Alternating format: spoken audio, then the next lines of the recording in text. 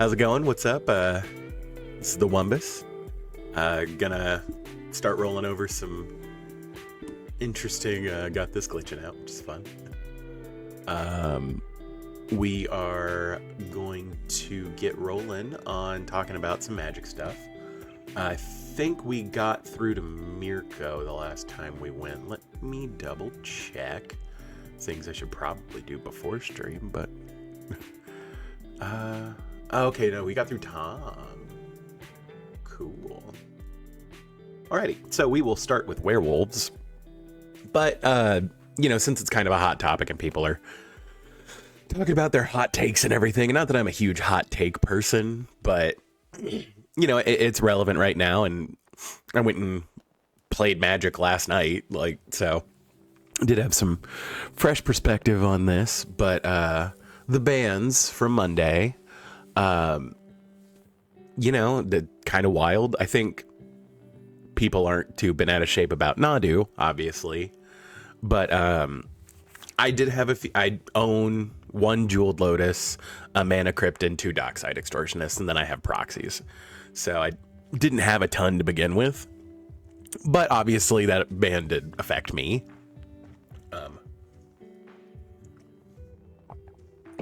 And to be honest, even whenever it was announced, I wasn't super upset, personally, just because, obviously, like I said, it does affect me, but it wasn't a gut-wrenching bombshell for me. It's fine. It's always kind of annoying when bans happen, just because you do have to go in and switch out your decks, but I put in slightly worse mana rocks. I just went in and switched them out. I do think it's interesting, and I'm gonna really quick, while I've got you, we're gonna go look and see what the current prices of those cards are, because I am interested in that. So we'll just look at TCG Player. Let's go see how much Jeweled Lotus is now, because I think that's the one that's most likely to just fall off. Yeah, this is the version I had, so it dropped. Its price is about halved. I'm interested to see where this will be in a week from now, because it was peaking around 100, and then it slipped down to $50, which for the sake of it, sure. I think I paid about $50 when I bought one, because I I actually don't have the Commander Masters one. I have the Commander Legends one. Yeah, okay, so the Commander Legend ones is about $40. I think that's about what I paid for it, admittedly. And I wonder how much of this is just price memory, because I feel like price memory in general. So, because like I said, I am interested to see how much this is going to be, in a couple of days. I do think that the low sale price here was probably people being shocked and just trying to offload it. But like I said, I think it'll be interesting to see how much this is in 3 or 4 months, because like I said, this is a card that only works in Commander. And so unless you're playing no ban list Commander, or if you're playing Cube or something like that, then sure. But and specifically Commander Cube, which is its own weird thing. But it'll be interesting to check back in on this. I only had Jeweled Lotus in one deck, and it was the deck that I played when I was sitting down with people that were super spiky or grindy.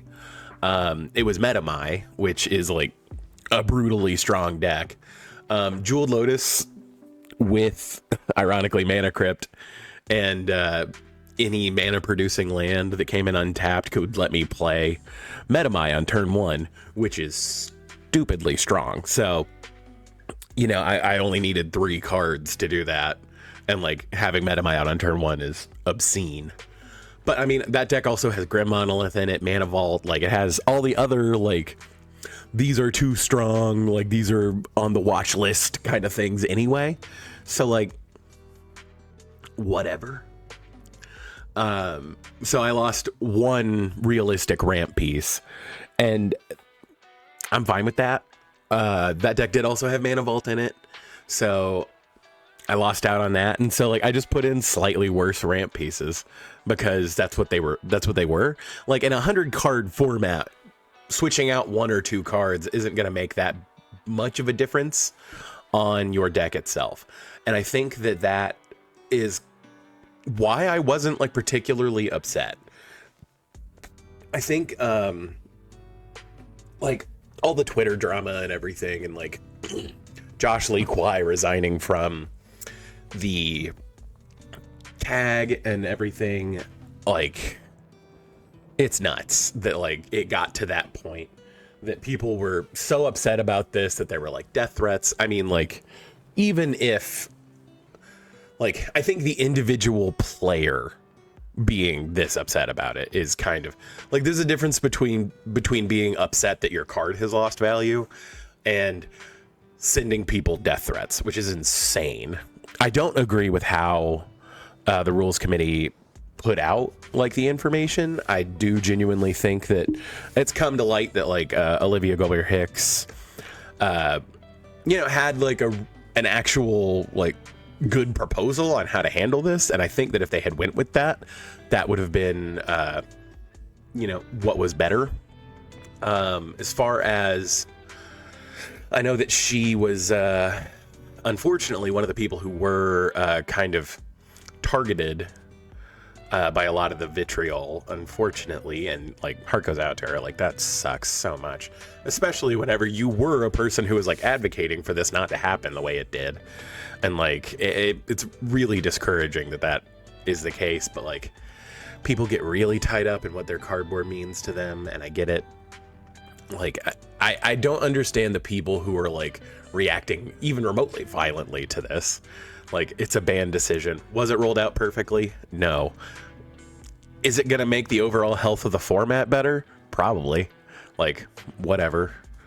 So Mana Crypt is actually the one that I'm really interested in. Because, again, I think when I bought my Mana Crypt, it was, like, right after it got reprinted. And it wasn't crazy expensive. I think I bought it right after Eternal Masters got reprinted, and I think I paid about $60 for it. And I traded in a bunch of cards, so I didn't actually spend, like, $60 real dollars for it. But it is interesting that, like, these game pieces that Wizards of the Coast holds on to the point where, like, they're prohibitively expensive is interesting. Now, this is an interesting chart. So from starting in July, and then it, like, spiked for whatever reason up about $10, and now it's come down to, like, the 160. And again, I think these, like, low sale price pieces are just, like, the panic selling right after. And like I said, I just took them out of my decks and put them in my rare binder, like, whatever. And so, like, it's resettled back up to, like, $100. So I actually haven't lost money on Mana Crypt. Mana Crypt is, like, still gonna be played in Cube. It's, like, not that, like, Vintage necessarily controls the price of things, but it still sees play in Vintage, so, like, it's still a card that people will play. I'm actually, again, this is another thing that would be interesting to see where it sits in relation to Mana Crypt and Dockside and everything. Hey, Mary Martin, how's it going? I just realized I don't think I actually set this up to be a I did it again. Or I didn't set this up to be a Magic stream. I think I still have it set as a... Let's see. Yeah, I'm doing all right. How are you? Ooh, we're getting real weird. This is on me for not knowing the, like... That's not what I meant to do. Here. let me go. Let me pull this over here just in case something comes up. I don't know. I don't know what's good to show and what's not good to show. I guess video producer. Yeah, home. Whatever, that's fine. But yeah, we're just kind of chilling, going over stuff. Yeah, I still haven't said as Stardew Valley. You know, things are going great. We're just talking a little bit of Magic and going over some stuff. Here, let me change this around.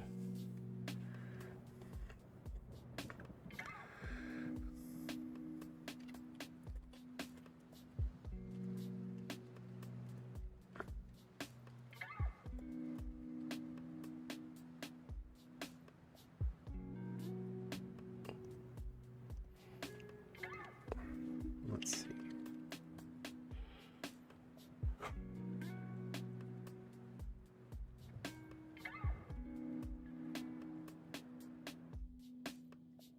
Okay.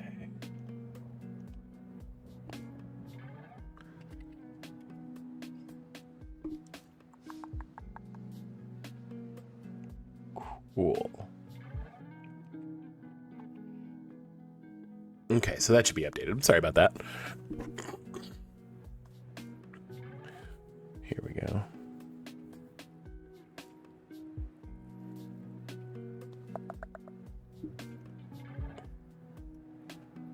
Very bright. But yeah, so like I said, I would be very interested to see where the price for specifically Mana Crypt in relation to like Jewel Lotus and Dockside are in like 3 to 4 months, just because I think that this is like an iconic part of the game will maintain some money. And so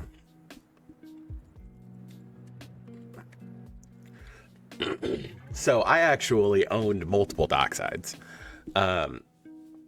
mostly because it's just a ridiculously strong card.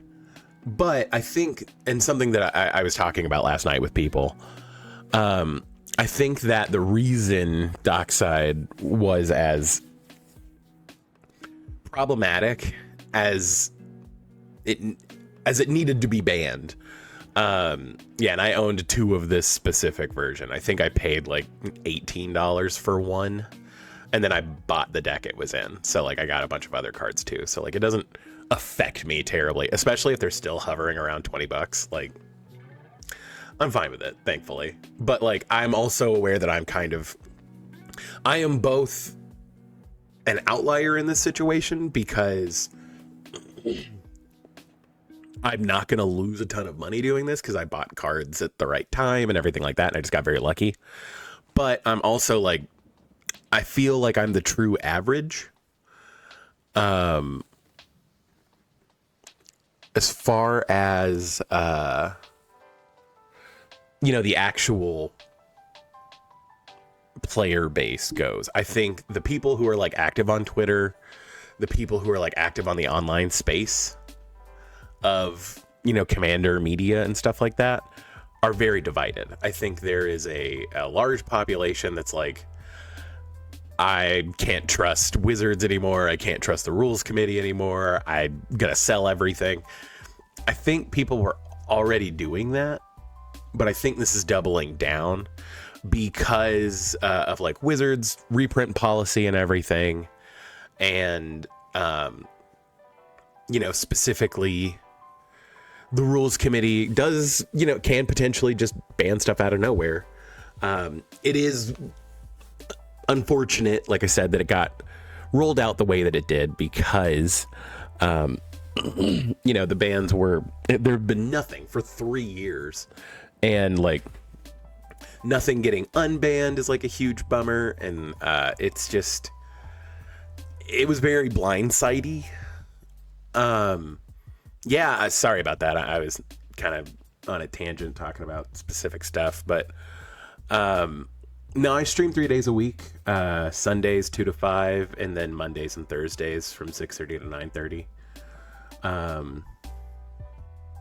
But yeah, so like as somebody who owns a few of these cards, but not a ton, because of their prohibitive price, it didn't like ruin me per se. Talking to people last night who are like out here doing stuff specifically in the Magic sphere. It's just, it's hard to put into words, but I feel like most people either didn't have these cards at all or owned like a couple. And so I'm, I feel like I'm pretty in the middle there. And I think that just, I feel like I had a pretty average take on it. Like, okay. Like, it's more of a like, honestly, I think the beatdown of like the Wizards reprint policy and everything has really made it to where I'm just not shocked if my cards lose value anymore. Because, and like, it's fine. Like I said, Monday when I found out, actually right before I went and started my first like Dark Souls stream, I just went through and picked out mana rocks that weren't in those decks because I took them out earlier to upgrade to those or whatever, and just put in another mana rock. I think the only deck I didn't put 2 mana rocks back into was Kaikar, because I had Irenicus's Vile Duplication laying around, and was like, that was like my 99th card in the deck anyway. And so I was like, this gives me a perfect opportunity to put another card in the deck. I did kind of see it as like removing like ubiquity from the format. So, and what's weird is that it didn't really remove ubiquity from the format, because like I said, a lot of people didn't have those cards in the first place because they were so expensive. So I just think it's a really interesting ban decision. Again, this isn't a hot take. This is just a decision that was made that affected me, but like, it didn't ruin my life, So like, I mean, again, not really a hot take, just kind of a, I think most people experienced this in the, not with a bang, but a whimper kind of thing. Like fine, like whatever. Like I said, it is annoying because those were like some of the most expensive cards. Yeah, if you want to show me any kind of art or anything like that, you can feel free to follow me on Instagram, and then I can give you a follow back and look over your stuff. But yeah, so aside from that, like I said, I'm not huge on hot takes or anything like that. So this is where we'll just, I don't have Discord for what it's worth. Sorry. But yeah, so we're gonna jump into it and, just keep the vibes good. Like I said, anybody who's willing to throw hate or vitriol at somebody online beyond, I disagree with this opinion, like this is, or like, this sucks, I just pulled one of these, or I just bought whatever. Like, I do have an Instagram. You can find it on the links of my channel page. And it's also just watch me be bad at stuff. It should be that across the board. As far as like my decks and the people that like I know, it's just kind of accepted. Like, it's fine. But like the people who are getting up in arms about it and, trying to be crazy about it are kind of putting a real damper on the vibe. So like, chill out, everybody. Yes, it could have been rolled out more incrementally, or we could have had more heads up that like bans were happening, but it's fine. So, Tovolar, werewolf, their wolf, their castle. A joke that only some very specific people will get, but makes me happy. I do have these in like theme appropriate sleeves. The Halloween 2023 Dragon Shield sleeves are like a werewolfy kind of dragon thing. So like, that's theme appropriate. I like that. I actually put Tovolar together before they printed like good enough dogs to make a dog commander for Abby, because obviously werewolves are kind of like dogs, like close enough. And also, I bought like one collector's pack of Crimson Vow, or is this Midnight Hunt, and I got like the foil alt art Tovolar. It was like, okay, I'll build a werewolf deck. It's fine. So, obviously, like I said, I usually go through and tag everything, so we will discuss some stuff here. Again, like, obviously this is kind of an aggro deck, so there are some like beats stuff that's necessary. Cosmotronic Wave is one of those cards that I've been putting in more decks is like an alternative to like Crater Hoof, especially in decks where the creatures are going to be of like a higher quality and like a higher power level anyway than like elves where they're mostly 1/1s. So Cosmotronic Wave can just kill a bunch of your opponent's creatures, but it also makes it where they can't block.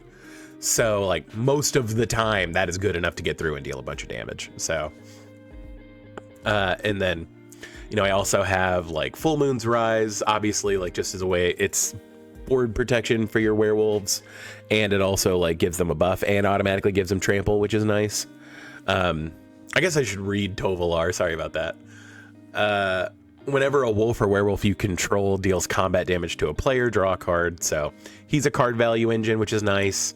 And then he has the Daybound, Nightbound mechanic, which everyone hates, but I don't mind it. Tovolar, the Midnight Scourge.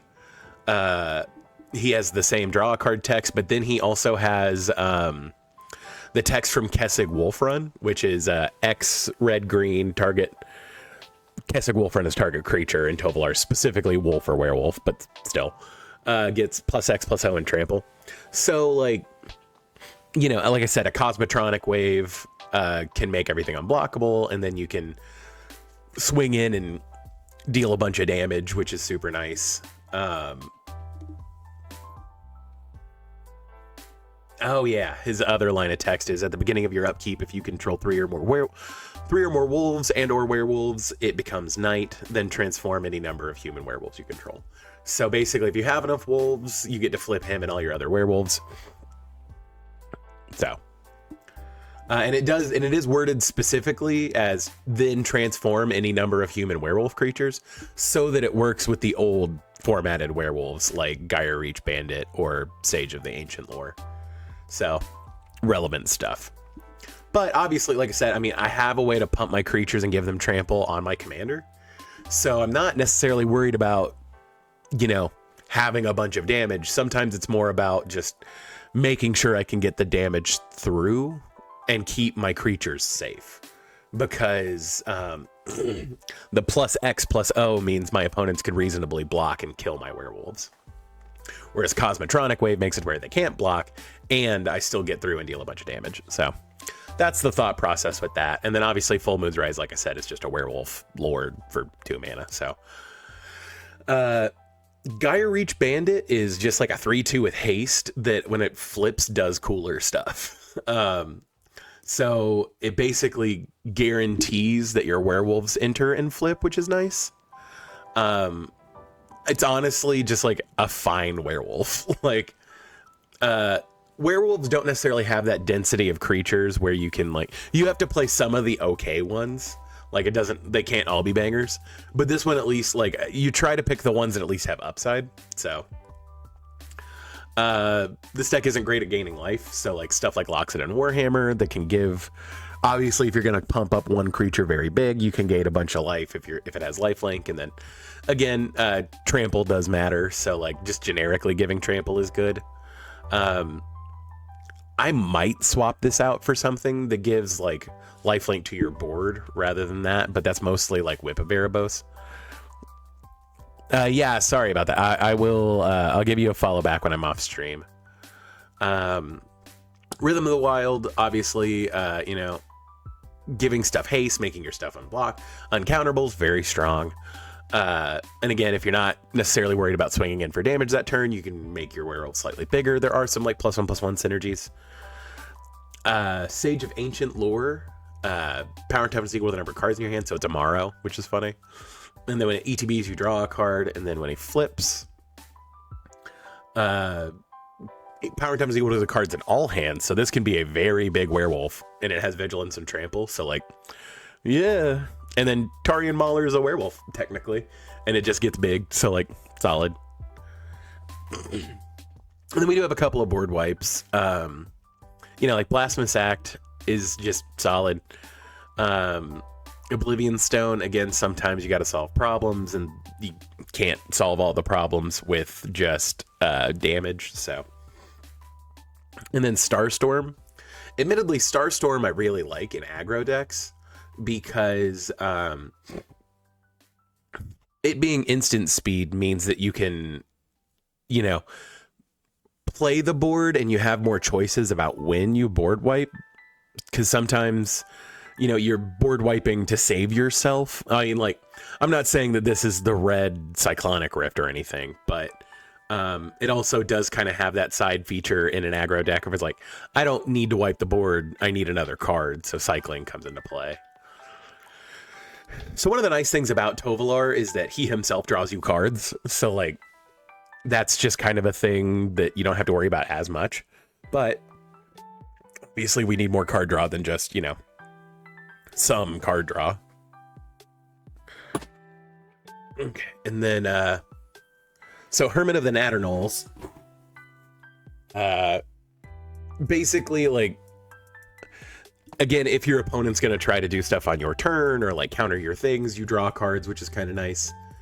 And then his flip is you draw 2 cards when that happens. So again, this is another werewolf where it's like, this is fine. It's not amazing. It's not terrible. It's just, it's fine. Jessica's Will is obviously a super strong card in any red deck. I'm now worried after they banned Dockside that they may ban Jessica's Will. Reforge the Soul, just a wheel. Rishkar's Expertise, like I said, we do have some very tall creatures at different times. So Rishkar's Expertise is obviously very good whenever you have very tall creatures. Valakut's Awakening, again, we like the cards that you can play on the backside of the land. And, you know, sometimes, especially if you are drawing like a big card volume with Tovolar, like, it can be nice to be like, I don't need these 4 specific cards, I need just literally anything else. So then Vanquisher's Banner, this is a tribal deck. And then Werewolf Pack Leader, one of the few werewolves that doesn't flip, which I actually like. But it's just a way to draw cards, and then sometimes it can be, you know, make her a little bit bigger to do more stuff. So, like, it's fine. So I do have some cost reduction. Cemetery Prowler is a wolf, so, like, that was kind of an auto include. And then it can make, like, if you exile the right thing, can make your creatures cheaper, which is kind of what you're trying to do in this deck. Howlpack Piper is like Elvish Piper, but specifically for werewolves, which is kind of cool. And then when she flips, you get to like put werewolves into your hand, so like when she flips back, you can put them out for free. I actually really just like this card and the like synergy it has with itself. So Ill-Tempered Loner is one of those cards that like stop hitting yourself. So like whenever it hits you, you know, whenever anybody else hits it, it deals the damage back. It's always nice, and it can pump itself, so like that's just a plus. And then it has the same text on the back basically, but it pumps a little bit better. And it is now whenever a permanent you control is dealt damage. So actually, if you have a decent enough density and you flipped Howlpack Avenger and you Blasphemous Act, you can just kill everybody with this card, which is kind of cool. Roombound Wolf is just a 2/2. He's a bear, but it's a wolf, but can just deal a bunch of damage to somebody, which is kind of cool. This is like a burn werewolf, and this is a burn wolf, which I'm a huge fan of. Balagad Recovery for the same reason we're running Valakut Awakening. It's just a nice effect with a land on the back. Packsong Pup is one of the few ways we have to like dedicatedly gain life in this deck. It can also just kind of become a big wolf sometimes. And plus the art's cute, like, oh. like I said, I do think I'm gonna start going through and actually taking out like the things that are categorized as lords, categorized, that word. Because these really should go in the beats category because it's just adding more damage to the board. But Adaptive Automaton can obviously be a werewolf. Immerwolf makes it to where your werewolves, whenever they're on the backside, can't flip back. This was like the original Werewolf Lord, which is super cool. Immerwolf is probably one of the better cards in the deck. There was this whole cycle for all of the tribes that were on original Innistrad, but I guess they were all in Dark Ascension. There were these 3-mana lords that did stuff. And so, like, Immerwolf is just that for the werewolf tribe, and it was super good and still is. And then Mayor of Avabruck is a weird, like, this card is oddly expensive because if it doesn't flip, it boosts all your humans. But then if it does flip, really good for our deck because you make wolves. But obviously it gives your werewolves and wolves +1/+1. So I am going to really quickly fix that. Let's see.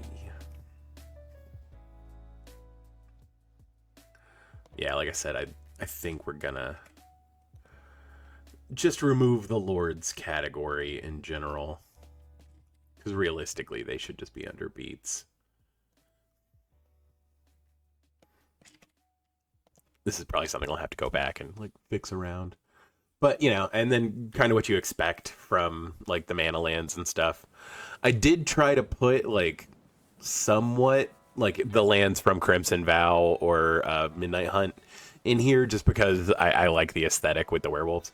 But then, you know, if I didn't have enough, because I obviously didn't have 12 of these forests, I put in the just something else I had a consistent number of. So like the Theros Beyond Death lands, or like these cool M21 lands that are like all on fire and stuff. I just kind of thought it was cool. But like I said, the rest of it's kind of just standard. Obviously, I, again, did not pay that much money for the Taiga, which is super nice. Actually, I think my wife bought that for me for my birthday a while ago, and it was like $75.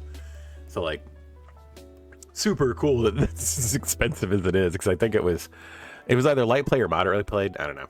But Path of Ancestry, obviously. Again, I think I am gonna switch this to utility lands just because it does stuff, and like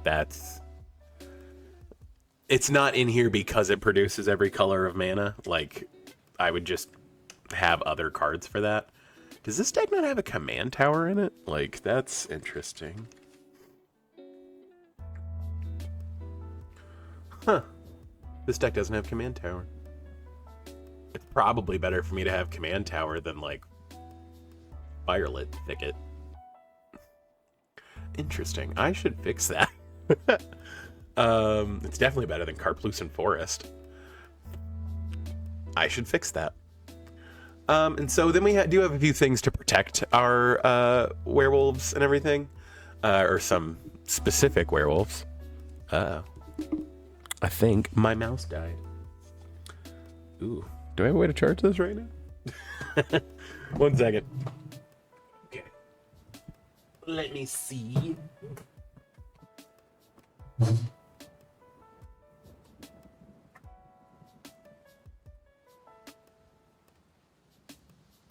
Yeah.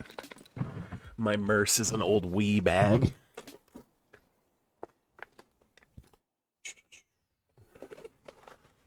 Now for the age-old question of where would I have put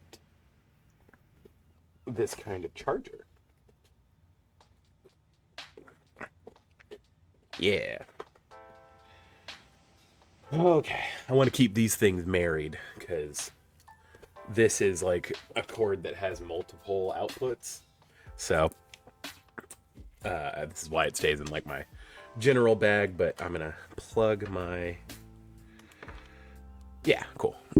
I'm gonna plug my mouse up with this because the mouse I have is...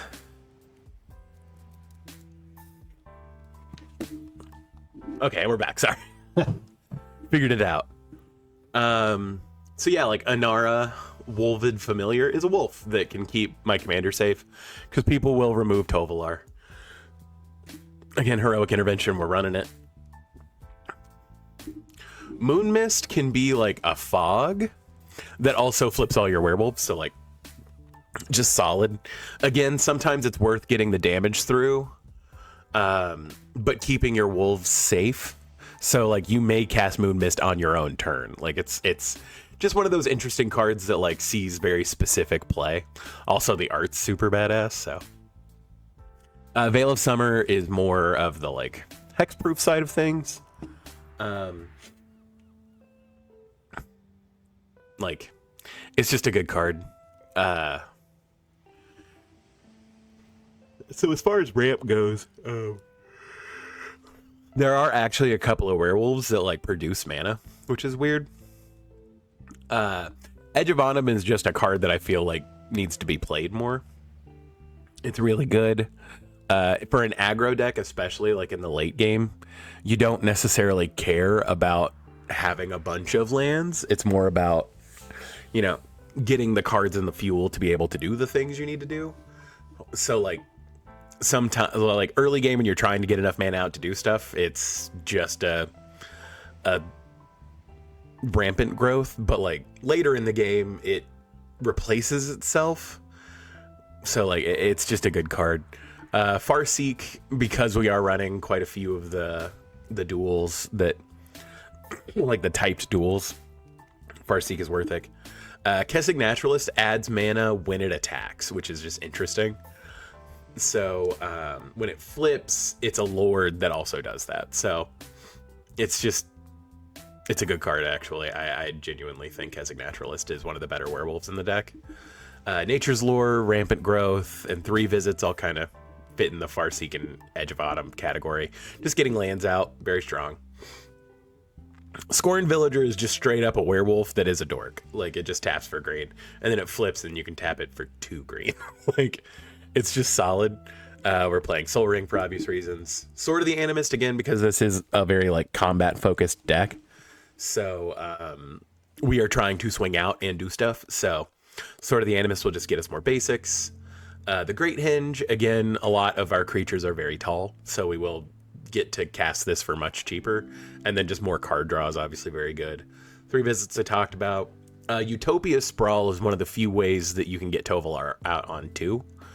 I should probably add more stuff to be able to do that in here, but it's like not as big of a deal because Tovolar gets distinctly better if you already have like a wolf out the turn you cast him, because then you can swing with that wolf, draw a card because of his ability, and then, you know, so it's just interesting. And so as far as removal goes, we run Beast Within in every green deck. We run Chaos Warp in every white deck, or in every red deck.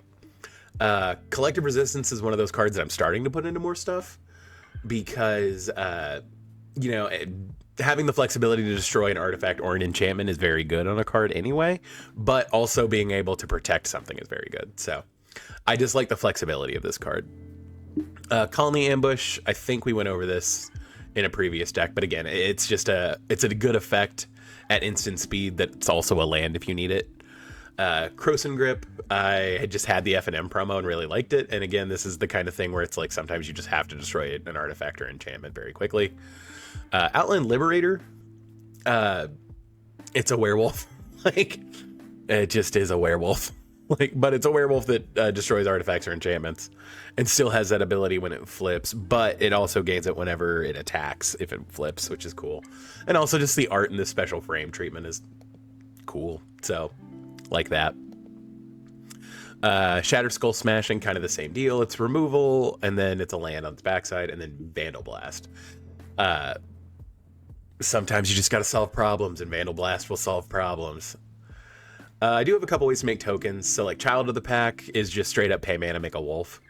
And then on the flip side, it gives all your other creatures +1/+0. So like just added utility there, but like she's in here to make wolves. And then Hollow Hinge Overlord just makes wolves. For each creature you control, that's a wolf or a werewolf, make a 2/2 wolf. So that's most of our deck, obviously. So we do have a couple tutors. Worldly Tutor and Primal Command I run in a lot of decks. And then I did put a Talisman of Impulse in here, so I need to add that to my ramp category. They just reprinted Talisman of Impulse fairly recently, and it was kind of inexpensive, so. And then utility lands are going to be kind of my standard for my decks. Beseiju, obviously, a way to destroy a land. High Market in case someone tries to steal your stuff. Kessig Wolf Run because it kind of it mimics your commander's effect, so like that's always a plus. Myriad Landscape because it ramps, and Path of Ancestry because it's Scries. And so there are quite a few value pieces in here. Obviously, we're running both of the Arlens because she's a werewolf planeswalker, and that's super cool. But she also makes tokens, so like we're good with that. And then when she flips, she can buff your dudes and give them trample. She can deal damage, and then she also has a way to get around like protection and stuff because she can make an emblem that says your creatures have haste and then tap to deal damage to target creature or player. So like it is just good generically.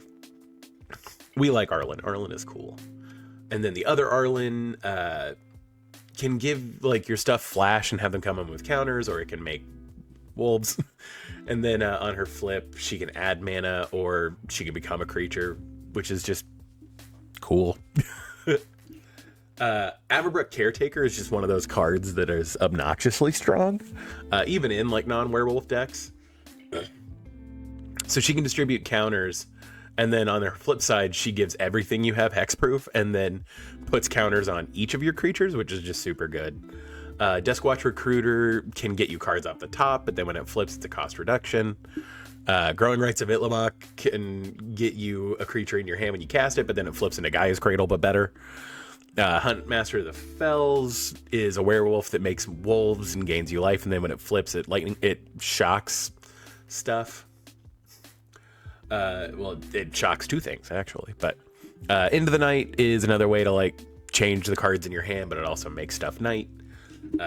Whelm Walker is a werewolf to let you cast werewolf off the top. Sword of Hearth and Home lets you reset ETBs and gets you lands. And then the Celestis.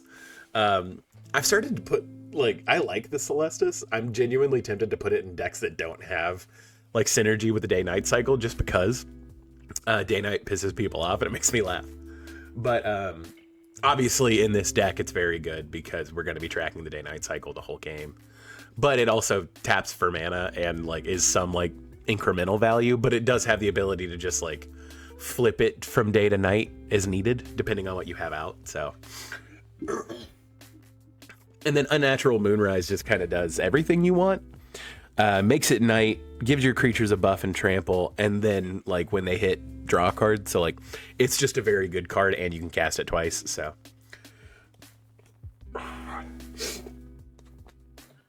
I do find it funny that this deck is like $700, but literally half of that is Taiga. And honestly, the only reason Taiga is in here because this is really the only red-green deck that I have.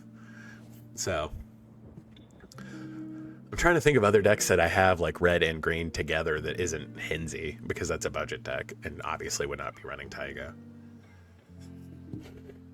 I don't think so. Yeah. But yeah, so that's Werewolves. Like I said, kind of one of Abby's decks.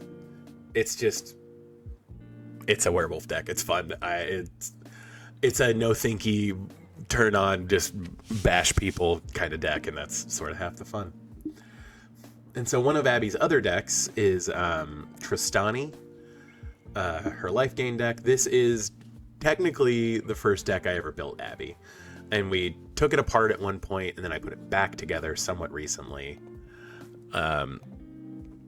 I guess somewhat recently. It was probably a little over a year ago now. But it's just an interesting play pattern that I know that Abby really likes. So Tristani is a whole thing. And we'll go through this. But whenever another creature enters the battlefield, gain life equal to the creature's toughness, and then populate. So you're going to see some relatively obscene stuff in this Tristani deck. I don't think anybody would be terribly surprised by that. But still. So Chroma's Memorial is actually in here for the same reason Concordant Crossroads is. It is to give your creatures haste, because anybody who runs like I'm going to make a whole bunch of tokens deck, runs into this problem if you're not dealing damage otherwise. And the main way this deck wins is through combat. So Akroma's Memorial obviously has a bunch of other keywords on it, but haste being the prominent one. Archangel of Thune is $30 for a reason. It is very stupidly strong. It itself has lifelink, but whenever you gain life, you put a +1/+1 counter on each creature you control. Archangel of Thune is basically Cathar's Crusade in this deck. And I think we took Cathar's Crusade out at one point because Archangel of Thune is just better. It's just a ridiculously strong card. Like I said, important to give your stuff haste. And then Hoof. I think nobody's shocked to see Hoof in a token deck. We do have 2 board wipes. Again, the flexibility of Austere Command and then Fumigate. If you're going to lose all of your creatures, you might as well get some value out of it. And like life gain is life gain. And so this deck needs a lot of card draw because green-white, kind of needs the incremental card draw, but also needs the, the big booms of card draw at times. So one of the newer cards that's in the deck is Audience with Tristani. Because it does make a token, and then this deck does put out a bunch of different types of tokens. So like Audience with Tristani sometimes just says make a token, draw like 2 cards, but then other times it's like make a token, draw 8 cards. Like it's just an oddly good card in this deck, which I would hope so because it has Tristani's name in it. Beast Whisper, obviously we're going to be casting creatures that make tokens is kind of the goal. So Beast Whisper is very good. Camaraderie is a way to like do everything you need to do. It buffs your team. It gains you life. It draws you cards. So this is actually one of those cards that like I understand why people don't play it a lot, but I think it should be played more than it is. Caretaker's Talent is a card that I bought right when it was like just starting to get discussed, and I think I bought it for like $2 or $3, and now it's like $15. Very happy about that. Caretaker's Talent is obviously a super strong card. In this deck, it does just say like there are ways to, because like Tristani can populate at instant speed, so there are ways to draw cards on other people's turns, but the final ability can be game ending, obviously, because if you're amassing a huge army of creature tokens, then giving them all +2/+2 is kind of scary. Guardian Project, again, like I said, a lot of this deck, the point is to play creatures that make tokens, so Guardian Project's obviously very good. Idol of Oblivion just says draw a card every turn. Because we do have a couple of ways to make like copies of tokens that we create, it's actually not unreasonable to make the Eldrazi with this, so... Regal Force, again, when you're going wide, you're going to draw a bunch of cards. Rumor Gatherer, again, we're trying to put out multiple tokens each turn, so you're probably going to trigger Rumor Gatherer.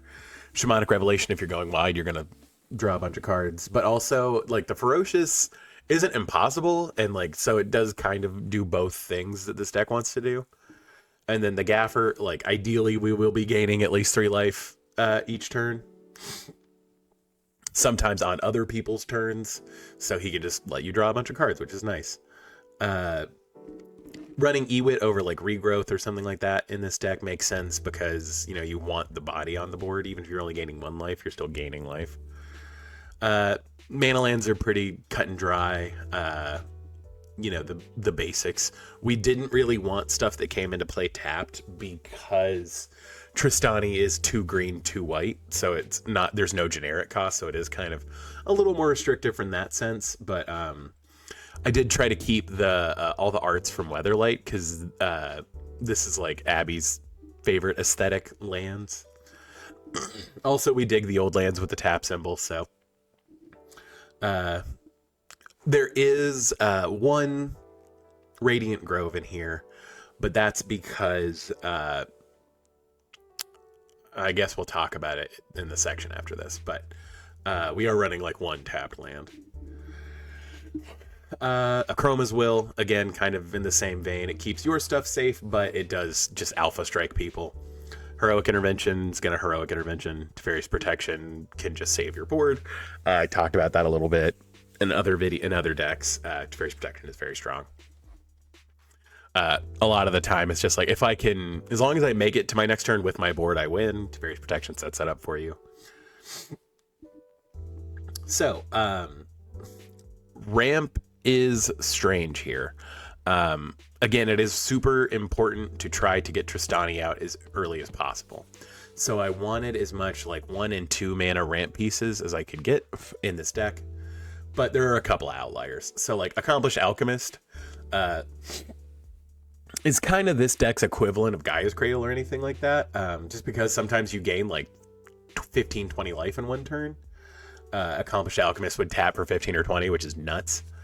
Arcane Signet, Avacyn's Pilgrim, Birds of Paradise, Farseek, Finhorn Elves, Nature's Lore, Rampant Growth, Steve, Selesnya Signet, Talisman of Unity, 3 Visits. These are all ramp that you can cast on turn 1 or 2 that lets you cast Tristani on 3. The other thing that falls in this category but serves another purpose is Prosperous Innkeeper. So Prosperous Innkeeper, when it enters, makes a treasure, which has like other synergies, obviously, but obviously you use that treasure to cast Tristani on the next turn. But it also has, whenever another creature enters the battlefield under your control, you gain a life. So it just gives redundancy to Tristani's ability. It could make like Archangel of Thune trigger twice each turn. So it just is a solid card in this deck. And then the outlier here is Karametra. Karametra, I think, was the actual like original commander, because I think in my head I was like, I've got to get Abby used to shuffling her deck a lot. And Karametra would obviously do that. But that's why we're running like Radiant Grove and that kind of stuff, because that's what you would find first. I do need to get, I may have moved the Surveil land for this already. I don't know if I put one in here or not. I think I did. We'll see in a moment when we get to utility lands. But so removal, obviously running Beast Within, a generous gift. Path of Ancestors, or Path to Exile, we're running because Swords to Plowshare would probably be better in this, but honestly our mana is so good, like I don't think people are necessarily going to keep up with us in that sense. But it's also not unreasonable to path your own like 1/1 token or whatever, so you can go get a land. I mean, it's happened, so like it's in there for that flexibility. And then Witch Enchanter, again, it's a creature that turns into a land. I've talked about this. These are super good. This is the kind of power creep I actually really like. But like, you know, at its worst, it's a 4-mana 2/2 that gains you 2 life with your commander. And, you know, at its real worst, it's a tapped land. So like everything else is upside. Like this can come in untapped. This can destroy an artifact or enchantment. Like it's just solid. And so, like I said, a lot of what we're doing is making tokens, obviously. So like we have the classics, like Avenger of Zendikar is in here. I do have Kadira. It's not necessarily the easiest thing in the world to sneak her in to get damage done, but if you do, you make a bunch of rabbits, and that's super cute.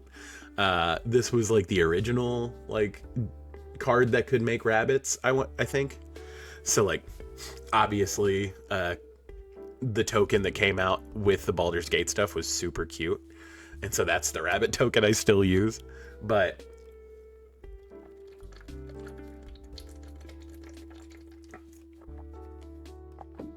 ooh, sorry about that, y'all. But we just like Kadira. It's fine. Darian, King of Keldor, is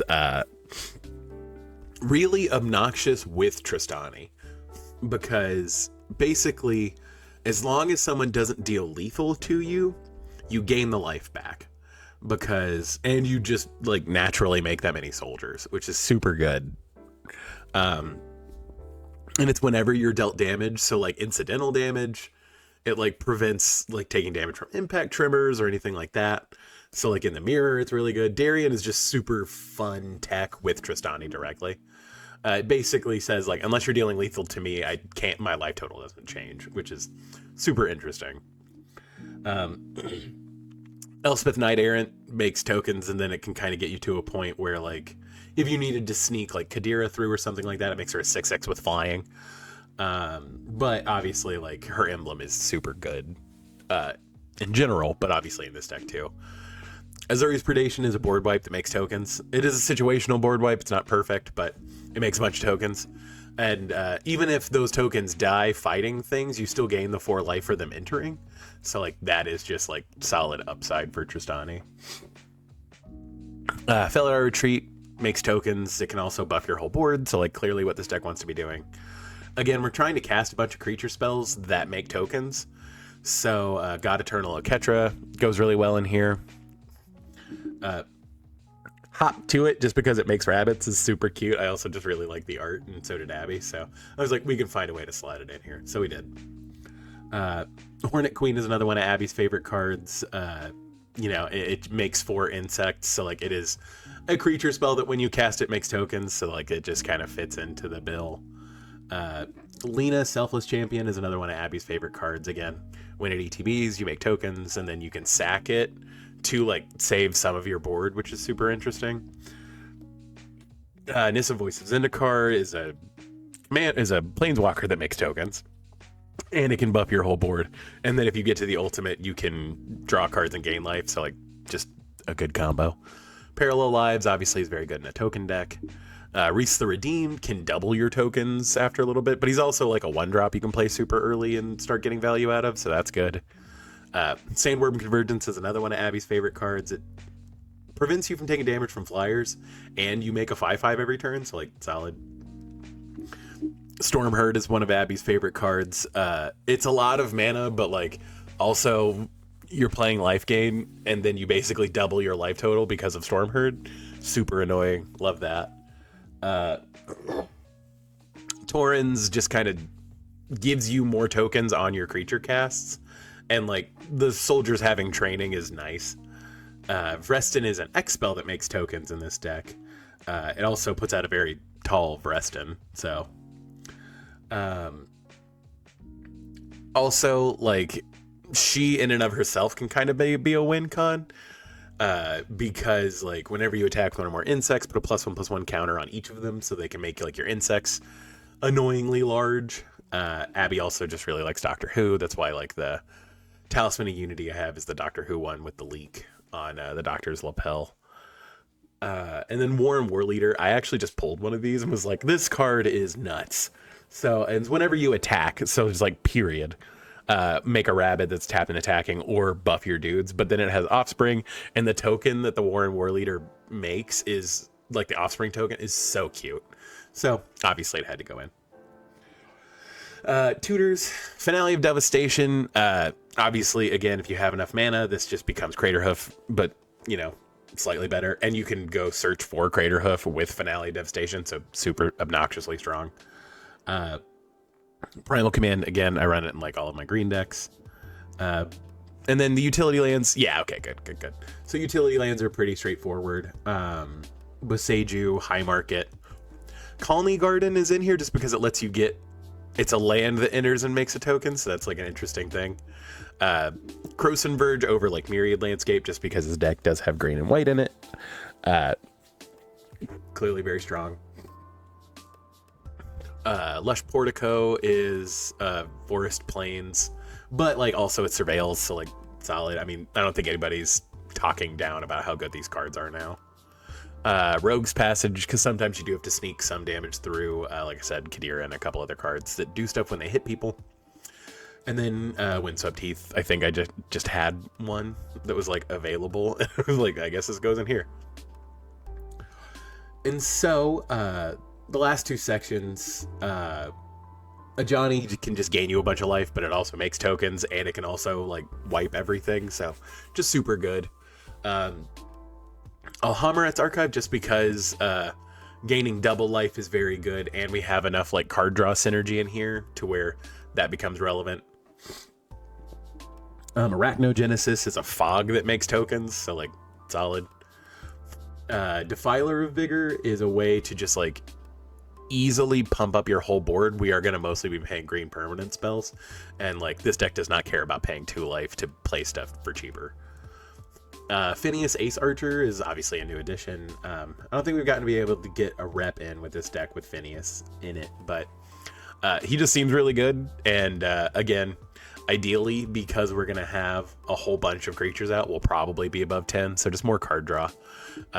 Selvala feels, I mean, it's card draw and it's gain life and it's ramp. Like, she just does everything you want it to. And then obviously, because it's a life gain deck, we win the game with Aetherflux. Aetherflux is an obnoxiously strong card. I don't think anybody's here to doubt that.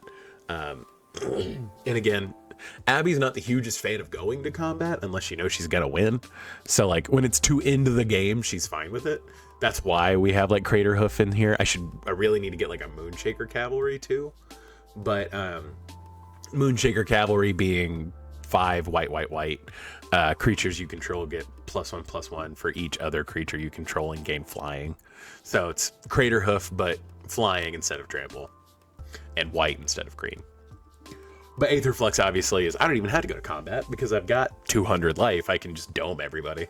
So obviously this deck is, gone through quite a few upgrades since, I first built it, since I put it back together. It's just really interesting, and kind of the joke about this deck is that it's you're a Pokemon breeder, and so like that's why the sleeves on it are the Pokemon 151. So I do try to like put thematically appropriate sleeves on stuff. Let's see. And so next we will cover my zombie deck. Okay, so zombies. I really like 3-color decks anyway. So when they printed originally Verena the Lich Queen, I think that was in the she just became a relatively prominent character in Duskmourn. The Esper girl, Aminatu. There we go. I think Verena was a backup commander in Aminatu. And I was like, oh, cool, let's make 3-color zombies. Especially because, like, I think around the time that came out was, like, a little bit after Amonkhet. And so, like, there were a lot of really good white-black zombies. And I was like, this pairs really well with all the cool blue-black zombies that were from Innistrad. And, like, it lined up really well. So, but as you can clearly see, I love Evil Dead. And so when the Secret Lair got announced, I was like, I already have a zombie deck. This is happening. And then, like, in the Secret Lair was Verena as Linda. And I was like, oh yeah, this is absolutely happening. So I obviously have this together and swapped out the relevant cards for the Secret Lair versions. So as far as, like, cards in this deck, because Verena says whenever you attack with 1 or more zombies, draw that many cards, then discard that many cards, you gain that much life. And then her second ability is 2 mana, exile 2 cards from your graveyard, make a 2/2 black zombie token creature token. But so there are a lot of things that like synergize with the discard, and so that's kind of what our first 2 cards here are about. Neither of them are zombies, but you can pitch both of them with Linda's ability before damage, and before like blockers are declared, to make your stuff either unblockable to specific players. We do have an Urborg in here, so or just unblockable, or give them all flying. This has like additional value of like, cool, I can block because zombies don't fly a whole lot, come to find out, but with Wonder they do. And so we do have a couple of board wipes. One that's just like the flexible, I either need to blow up all the creatures or all the artifacts and enchantments. Let's do one of those. Kindred Dominance, because this is a tribal deck. Destroying all the creatures that aren't of the chosen type is very good. I do kind of dig the art of this, where the slivers are just killing this dragon. That's kind of rad. But obviously in this deck, destroying non-zombies is very strong. And then, speaking of destroying non-zombies, Noxious Ghoul is one of the most annoying Magic cards ever made, and I love him, and we play him. Because whenever Noxious Ghoul or another zombie comes into play, all non-zombie creatures get -1/-1.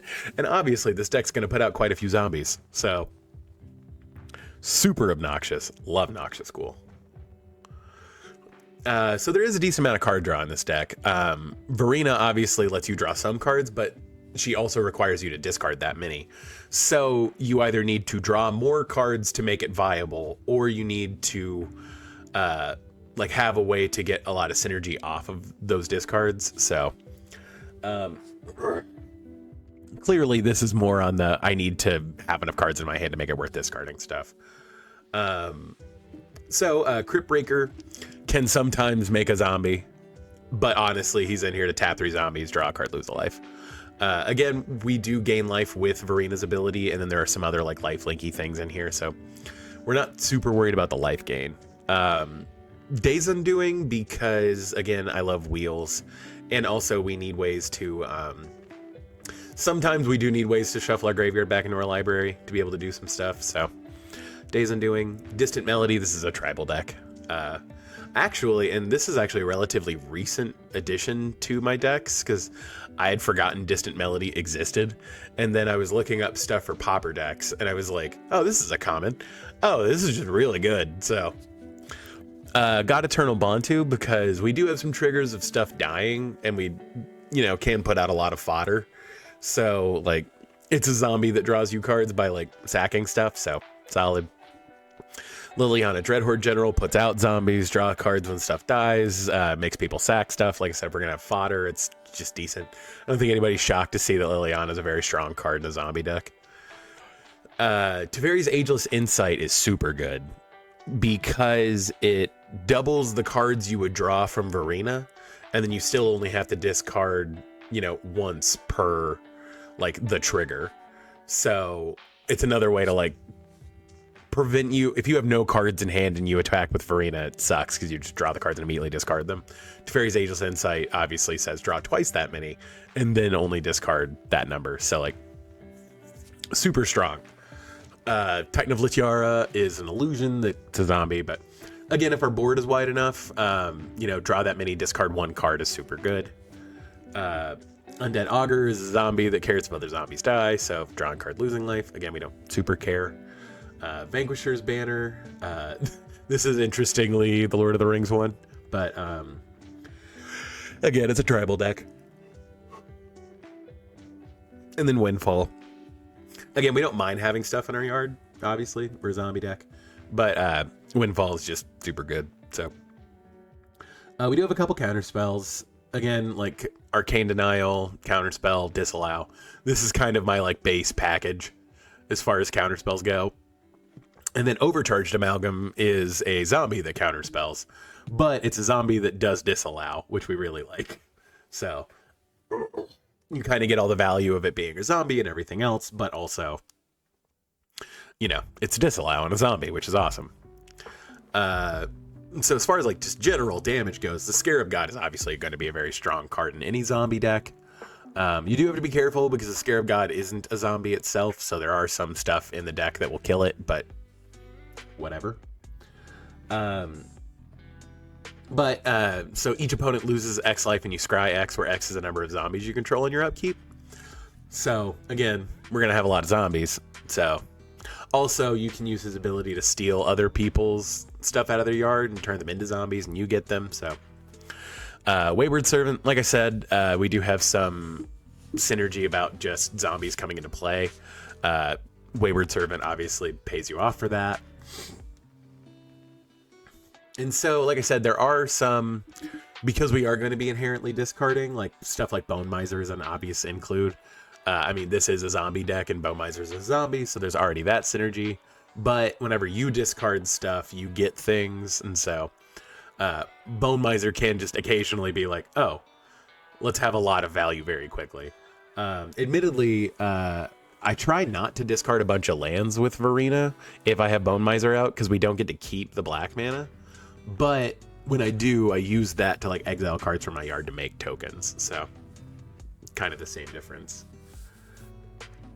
Gray Merchant is a zombie that's obviously going to be very good in this deck because most of our pips are black, or most of our stuff just in general has black pips. So Solid. Land Tax is one of those cards that's like sneaky good in this deck. Again, so whenever I have Verena out but not Bone Miser, I'm not too worried about discarding lands. Land Tax puts 3 lands into your hand pretty much every turn. So Land Tax is very good in that it lets you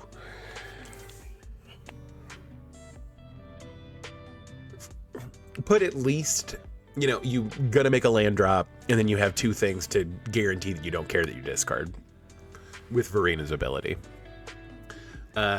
Agent of Erebos, we do have quite a few enchantments in this deck, so Agent of Erebos is just like a repeatable way to exile people's graveyards, so super good.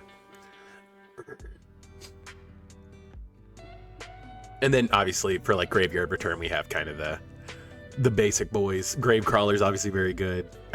Zombie Apocalypse was in the secret layer, so it's in here. But it's also one-sided, which is kind of nice. We don't have any humans, obviously, so like whatever. I do have Kozilek in here.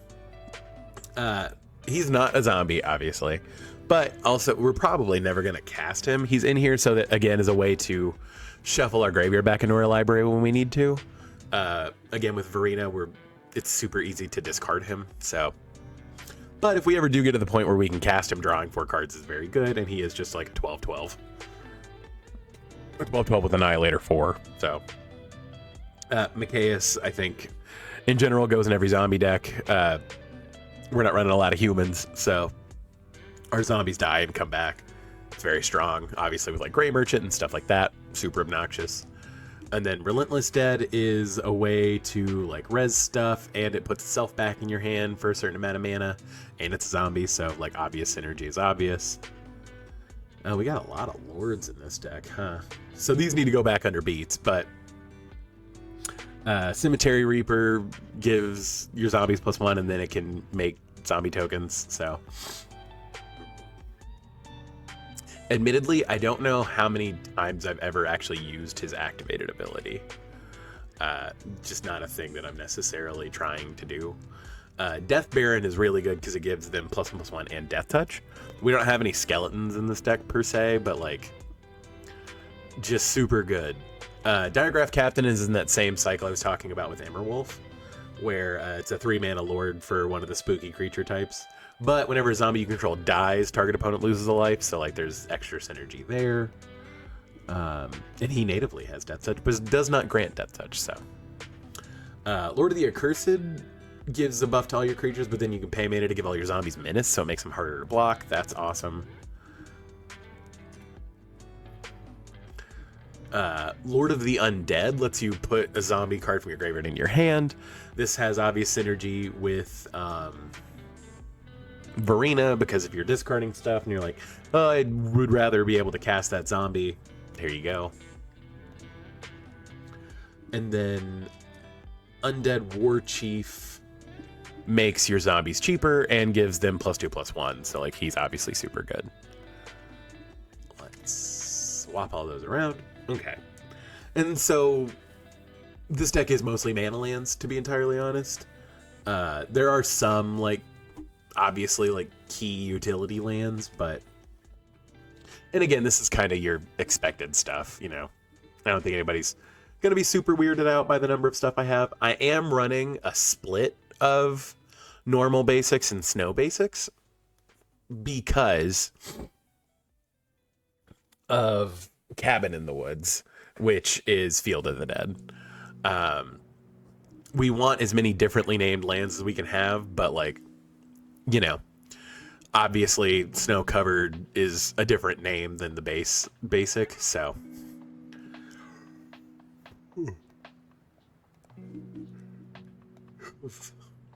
Okay.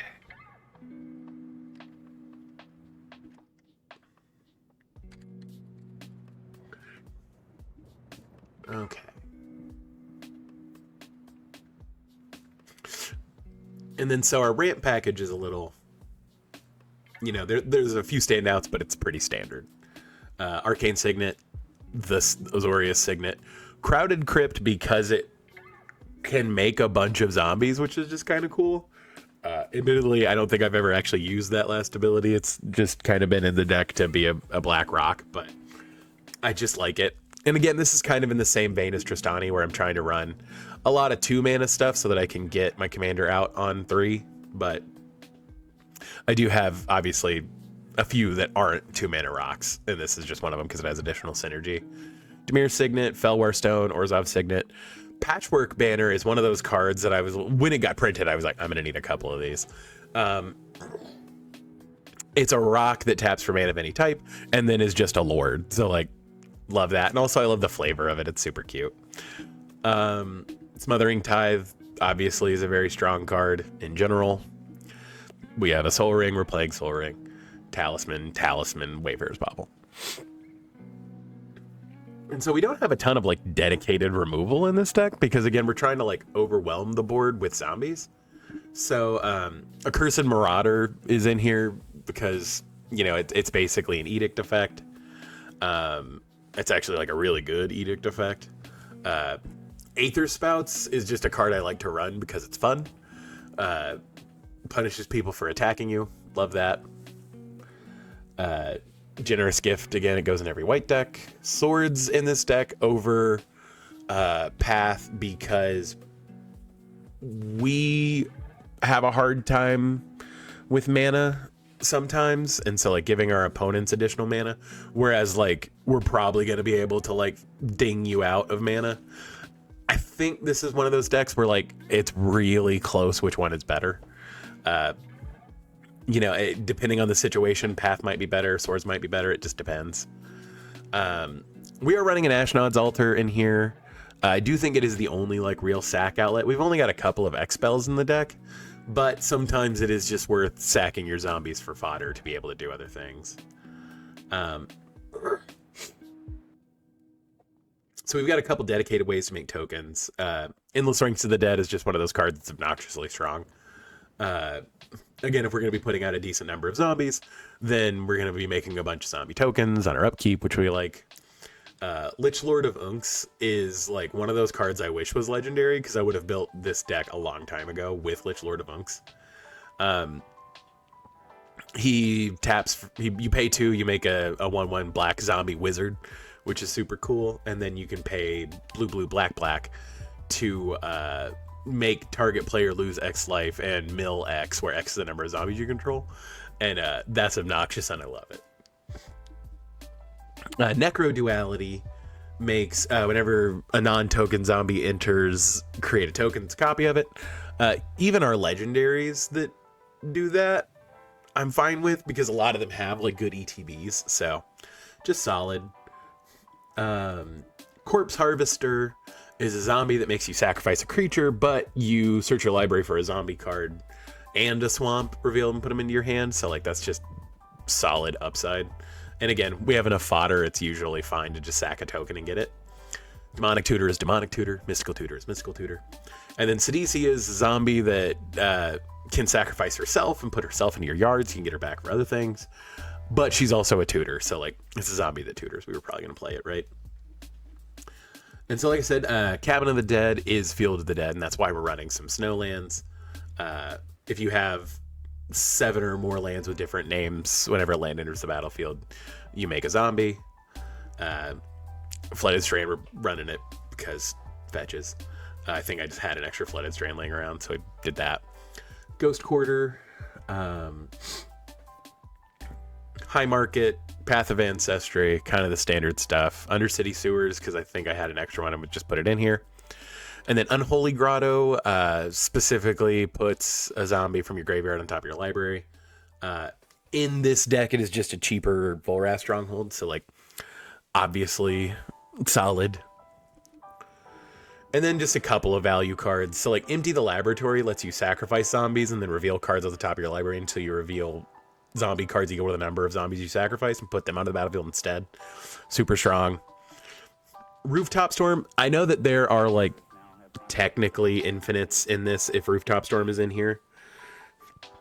Because like as long as you control another zombie and you have Gravecrawler, well, yeah, I guess that's not infinite because you would have to have Phyrexian Altar. to make black mana to recast it over and over again. But like I'm sure there are ways that this goes infinite, but Rooftop Storm's just like a big silly card, and I like playing it, so it's fine. And then again, one of the only human in the deck, so I lied, I do technically have a human. But it's just because this card is obnoxious, specifically with Verena, Witch of the Moors. Again, it kind of fits like the spooky Yuki flavor, but at the beginning of your end step, if you gain life this turn, each opponent sacrifices a creature and you return a creature from your graveyard to your hand.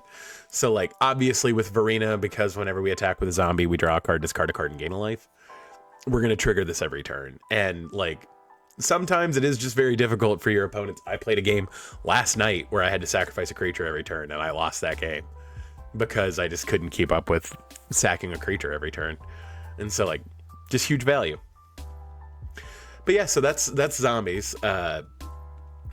It's wild to me that this Secret Lair Field of the Dead, I think Normal's Field of the Dead's like $20. The Secret Lair foil's over $100, which is insane. I bought this just because I really liked it. Like, I was just super hyped for this. Like, that's all. But yeah, so that's zombies. Love it. That's so cool. It's so cool. And also the token that came with it is just super cool. And like, I want to see what token it has represented here. And if I can change it. Let's see. Am I able? No, I'm not. Bummer. The token that came with the Evil Dead Secret Lair is super cool.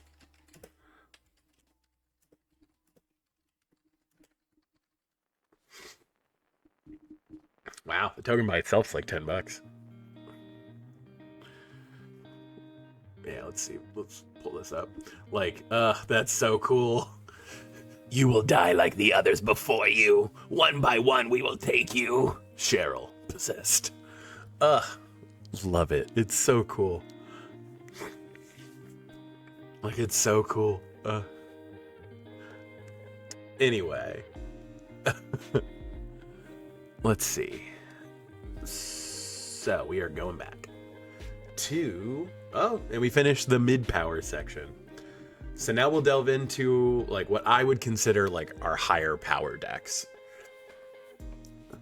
right after these messages.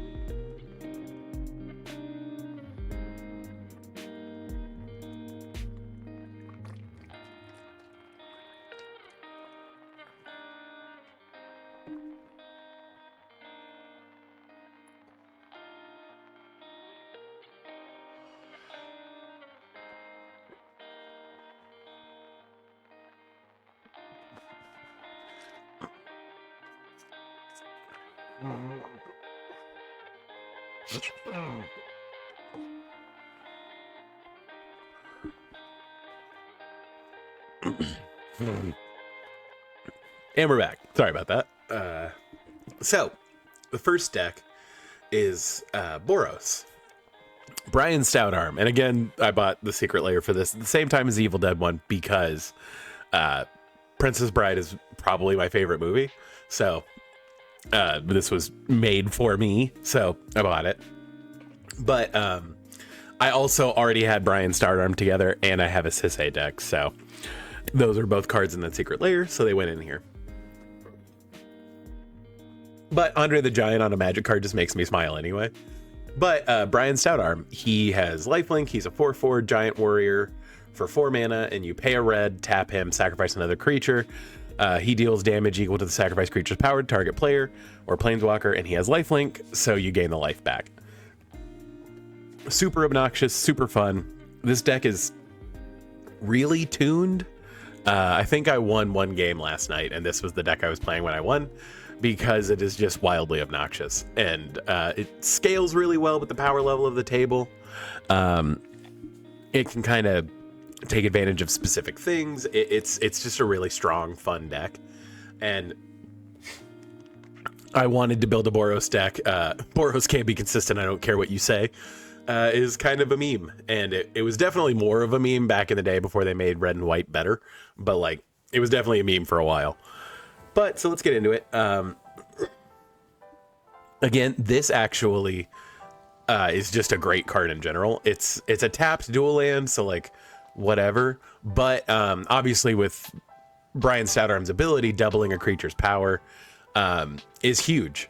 So, you know, if I have Sarah Avatar or whatever, I can really like smack the hell out of somebody. And so a theme that I find with Brian Stoutarm is that people build it and then sacrifice creatures that they steal from people and fling them at people. I don't like taking cards from people. I don't like touching other people's cards. I don't really like people touching my cards. So I built Brian to not do that. And so we're a lot more worried about the quality of our creatures. So Regal Bunnicorn is just funny to think of Andre the Giant throwing a rabbit with a horn on its head.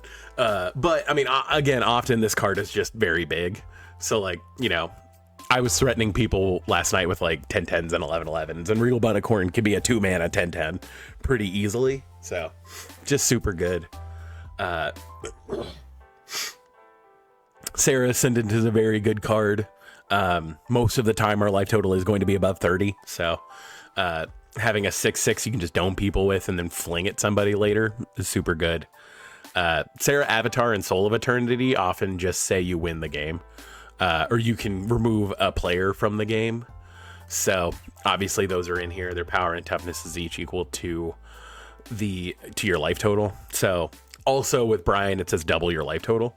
So like super good. Soul of Eternity being slightly better because the mana cost is less restrictive, and it does have like the from the graveyard synergy too. Torian Mauler, again, just because it can be a very big creature kind of out of nowhere with Brian. Like, I've seen Torian Maulers get to be like 20/20s, like, pretty easily. We're only running like 2 board wipes. Austere Command being, again, kind of my like go-to board wipe just because of how flexible it is. And then Realm Cloak Giant because it's a board wipe that would keep Brian around. That's just funny. I can sacrifice, you know, my biggest creature or whatever, and then cast Realm Cloak Giant to destroy all my non-giants, or everyone's non-giant creatures. Giant is not a hugely, like, printed type, so, like, this is usually just a one-sided board wipe. And then, you know, later I can pay 7 mana for a 7/7 with Vigilance, so, like, it's just solid, and then in this deck specifically, it's very good. So when I say Boros can be consistent, obviously the biggest thing in our way is card draw. Red and white historically haven't been great at card draw, and so like getting around that factor is a big piece. Archivist of Ogma is just like a fun little guy to throw in there. But he's a consistent way to gain you a little bit of life and draw cards because people are going to search their libraries, especially early, for ramping. Combustible Gearhulk is a way to put cards in your hand, and then, you know, it's a 6/6, so solid. Esper Sentinel is one of those cards that they need to reprint more because it's super good. It goes in like every white deck, and it's just extra card draw. Like, that's what you need. Jessica's Will is decently good in this deck because it can let you hit, you know, 7 to 8 mana very quickly. And I find that that's usually the point where the game turns. If I can consistently get to like 8 or 9 mana, I can really start threatening, you know, flinging Sarah Avatar, Soul of Eternity pretty quickly. There's another card that I would need 9 mana to both play, activate, and use Brian's ability, but we'll talk about it in a minute. Uh, Mangara is, again, just another way to draw more cards and do more stuff. Mangara does have 2 modes where you draw cards. It also just disincentivizes attacking you, so like solid. Reforge is a wheel. Ruin Grinder is super good because it is both a big creature to fling and, you know, deal 7 damage and gain 7 life, but it's also a wheel with a May, and I like wheels that let people decide whether they want to discard their hand or not. We will usually be pitching our hand and drawing 7, but,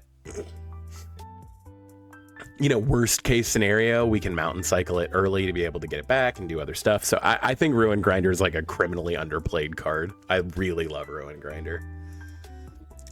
Skull Clamp is in here because, you know, obviously we're going to be sacrificing creatures, and so if we can guarantee that they're going to die, we can draw more cards.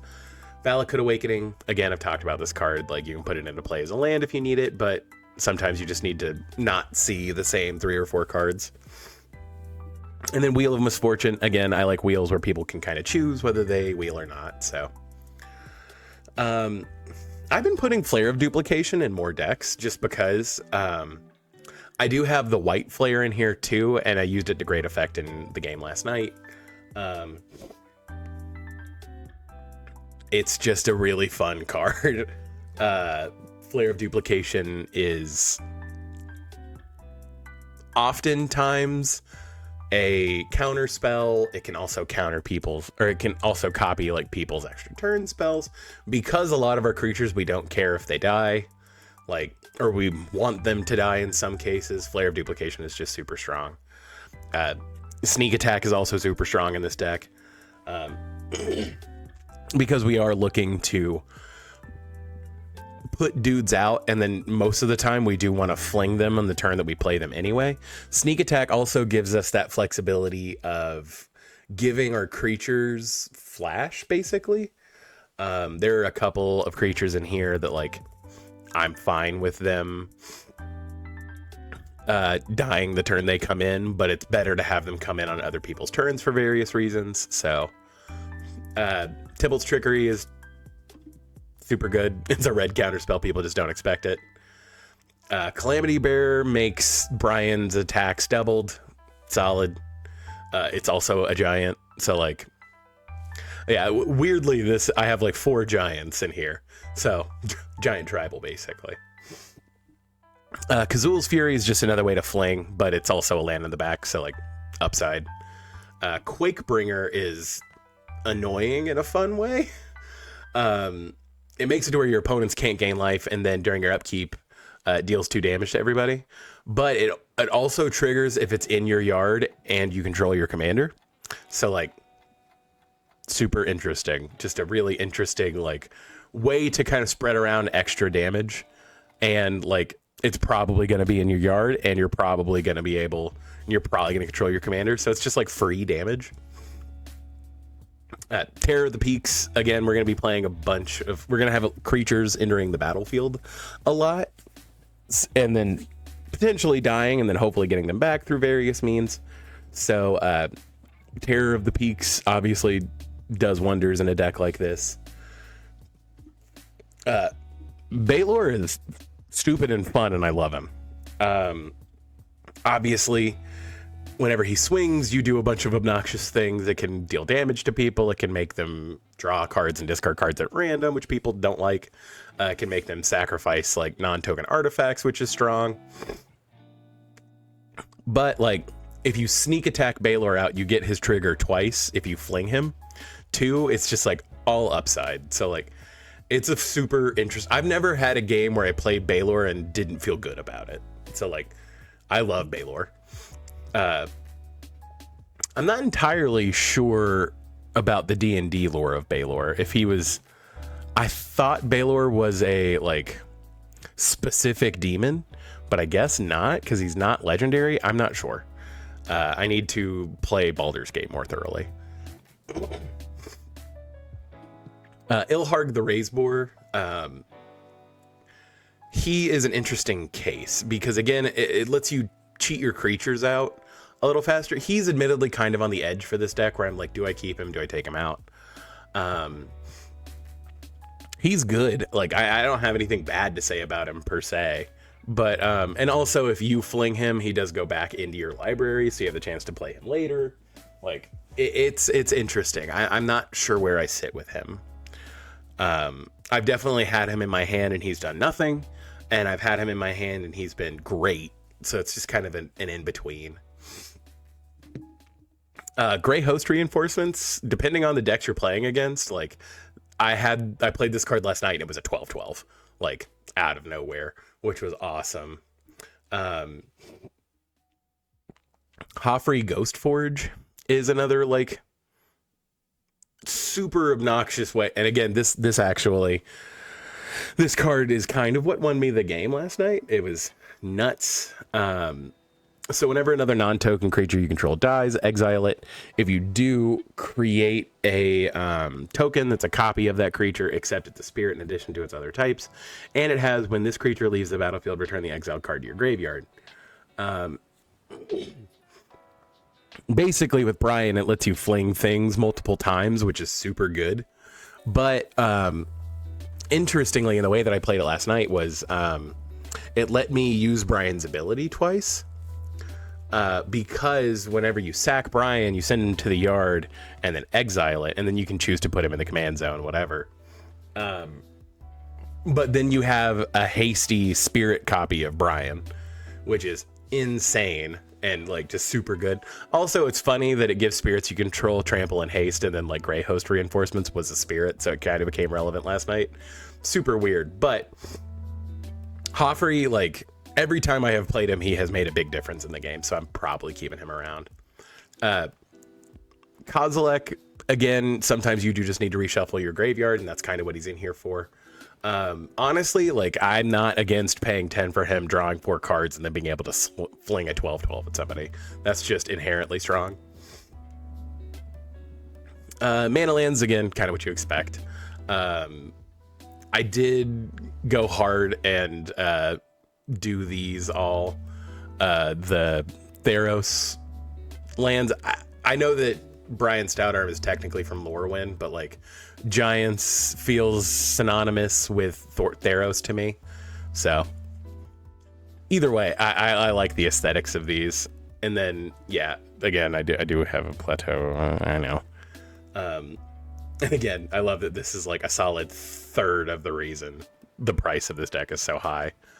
But then, yeah, kind of just the other standard stuff. And so, again, because this deck does, once it becomes threatening, it's threatening because it can kill people. Not because, like, oh, they have a big board. No, it's, you are now holding the table hostage. So we need to keep our pieces very safe as quickly as possible. So this deck has a lot of protection. Boros Charm, Dawn's Truce, Flare of Fortitude, Teferi's Protection. All of them like say, hey, my board can't be messed with. Leave me alone. Deflecting SWAT, just because, again, the idea is to have Brian out as much as possible. Deflecting SWAT will be free usually, and then like kind of just gets rid of the single target removal issue. So does Lightning Greaves, obviously. And then, you know, we do have a couple of ways to just give indestructible. So like Hammer of Nizan and Mithril Coat can just keep Brian alive for longer. They both auto equip when they enter, which is nice. And Mithril Coat has the added nicety of it itself being indestructible, and Hammer of Nizan giving like a little bit of a power buff rather than giving itself indestructible. So, and then what is probably my favorite card in the deck is Selfless Squire. I have won a couple of games off the back of Selfless Squire, just because like somebody plays Craterhoof Behemoth, swings out, kills the other 2 players. I play Selfless Squire, don't die. It's huge, fling it in response to after damage, and then they die on their own combat step. That's hilarious. And like, I've done it more than once in this deck, and it's super funny, and I love Selfless Squire. So I think I touched on this a little bit in the soldier section. I just genuinely love Selfless Squire, and this is the deck that made me love Selfless Squire. So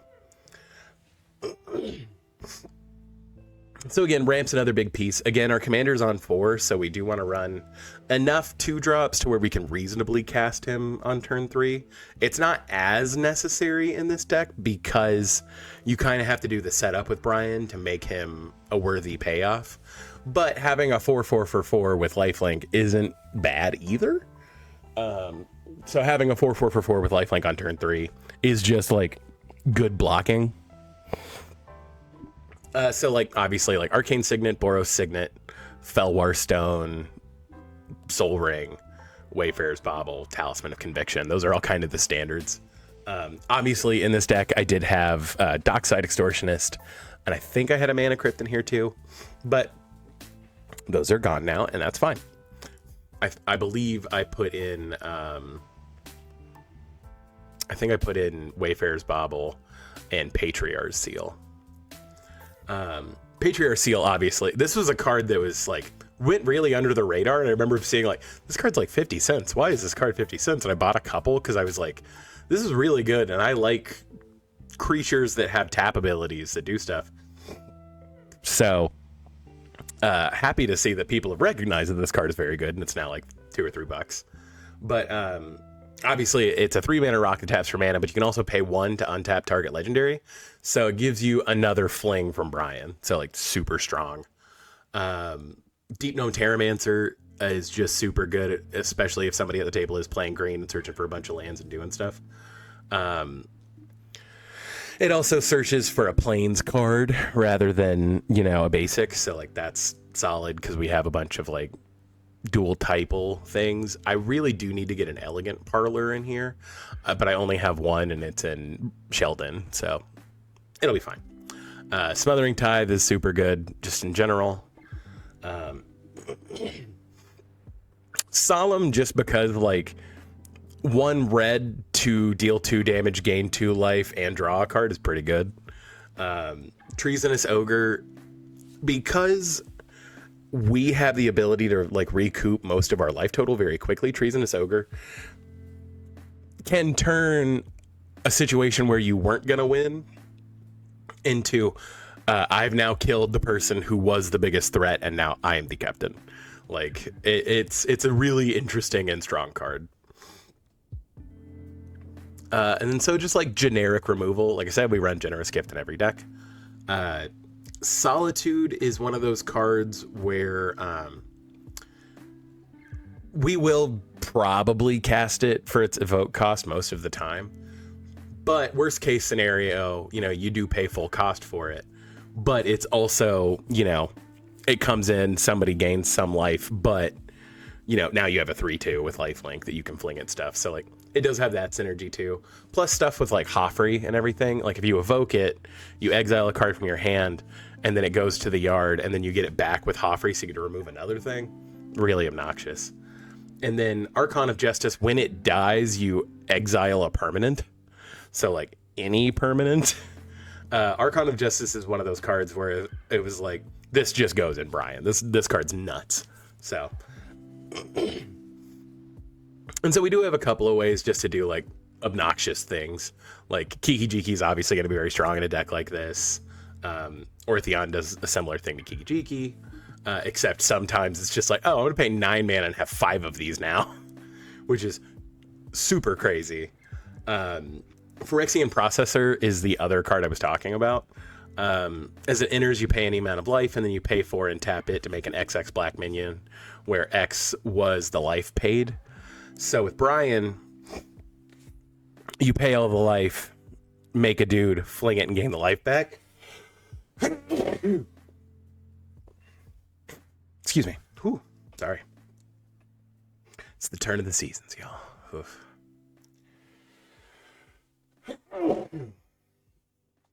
One more time. But so that's why you would need 9 mana, because 4 mana to play it, 4 mana to tap it, 1 mana to fling.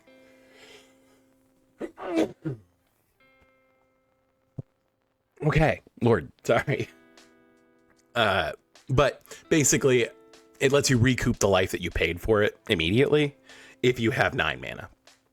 Most of the time, if you pay 4 and just let this hang out, you're going to die or they're going to remove it before you can regain the life. So I usually don't cast Phyrexian Processor until I know I can make the token and fling it in the same turn. If someone interrupts you between then and now, like that's kind of a separate issue, but... And then Worm Coil Engine's just a fun thing to fling because it leaves bodies behind, and who doesn't like a Worm Coil Engine? We are running Enlightened Tutor and Stone Hewer Giant, and I have I think it's, yeah, and I have Stone Forge in here too for the same reason. But because a lot of the things that like get tricky with the deck involve equipment, we're running this. This deck actually used to have like a Sun Forger package and a bunch of other stuff in it. So like that was a huge thing. I'm gonna sneeze again if I don't do this, so give me 1 second.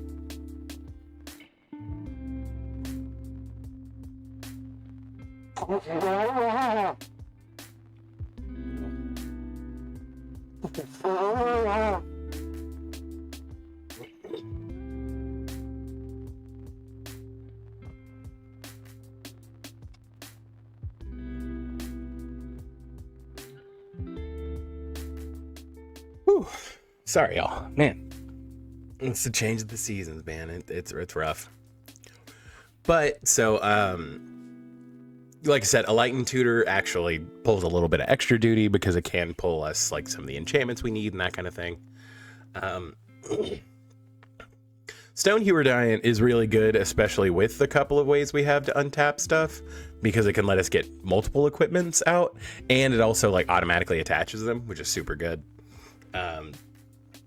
Then we do have a couple more ways to untap our commander or other activated ability creatures. Drum Bellower just untaps all your creatures at the beginning of each other player's untap step, so it kind of lets you continue to threaten stuff if you have a board wide enough to like continue to fling things. Sting the Glinting Dagger just like untaps your commander on each combat. So like it does do a similar thing where it untaps just the one specific creature. It also gives it haste, which is super good. I've never had the first strike be relevant, but it might one day, so hey. But the first 2 lines are good enough for this card to be worth it. Plus, again, Lord of the Rings. I also love how doofy they made Sam look. Like, look at this dipshit. Like, poor kid. They did him real dirty on the art for Colin Boyer does not like Sam. Poor kid. But again, untapping your commander every turn, it's pretty good. Hi, Emma Cornett, how are you doing? And then so utility lands, as far as like the other stuff in the deck, Arena of Glory is another way to make stuff have haste. You can also like reasonably produce the 2 mana and get Brian out earlier with Arena of Glory, so like it is just a solid card. Actually, no, I guess you can't get Brian out early with Arena of Glory because it itself has to tap. But either way, you can give him haste with it. It is just super good. Arid Mesa, obviously, because we're running a lot of the typo lands.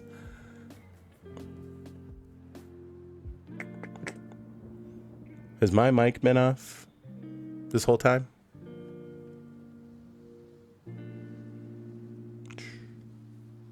Well, let me double check. Uh-oh. Are we having audio issues?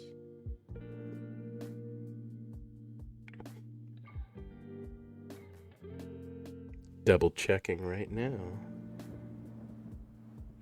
Let's see.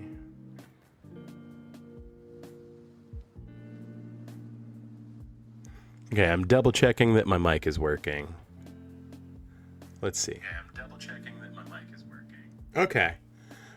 It may be something on your end, Emma. I'm sorry about that. I'm hearing it though, and I've just checked on my phone and it's coming through. But yeah, like I said, it came through on my phone when I pulled up the stream, and I made sure on my system, like I'm tracking everything through OBS, and it's coming through. I'm not sure what's going on. I'm sorry about that. But so Axgard Armory is a land that can tutor for an equipment, so like super good. Bonder's Enclave is just a way to draw cards. Again, like this, it's Boros, so you're really hurting for card draw. Your commander has 4 power. You'll be able to do that. Castle Embreth can just like buff your team. Sometimes getting that 1 extra damage in with Brian can make a difference. Command Beacon, because Brian already costs 4, so it can be kind of expensive if you do have to recast him. Demolition Field destroys lands. Ghost Quarter destroys lands.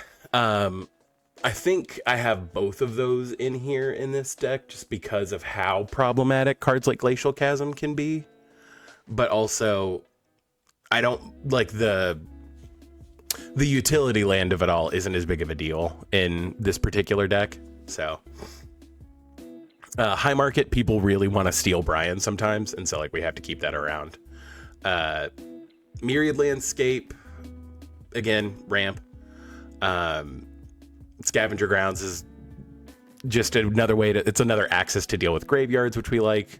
And then Sokinzon, Crucible of Defiance. There are actually quite a few like legendary creatures in here, so it's not unfeasible for this to only cost like a red or a red and a white. But it does also just enter it. Like I said, the floor of this is it's a red land, like super fine.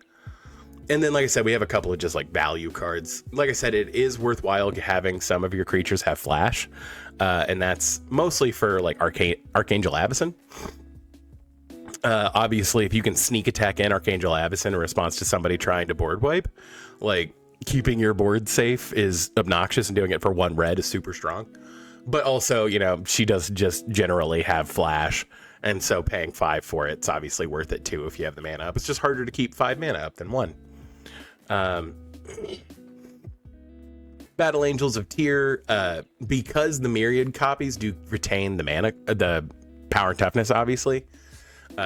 Brian flinging them is super good, and you get to keep your Battle Angels plus the other upsides of it. Super worth it. I should probably play around more with like Myriad and stuff in this deck in general, but this is obviously one case where it is very good. Cavalier of Dawn, another card that's really fun to give flash to give like to use sneak attack with, because when it enters, it destroys a non-land permanent, and they get a golem, and then when it dies, you can return an artifact or enchantment from your hand or from your graveyard to your hand. Again, a lot of our deck has like interesting and janky equipments in it, so that does that. And then Charitable Levy.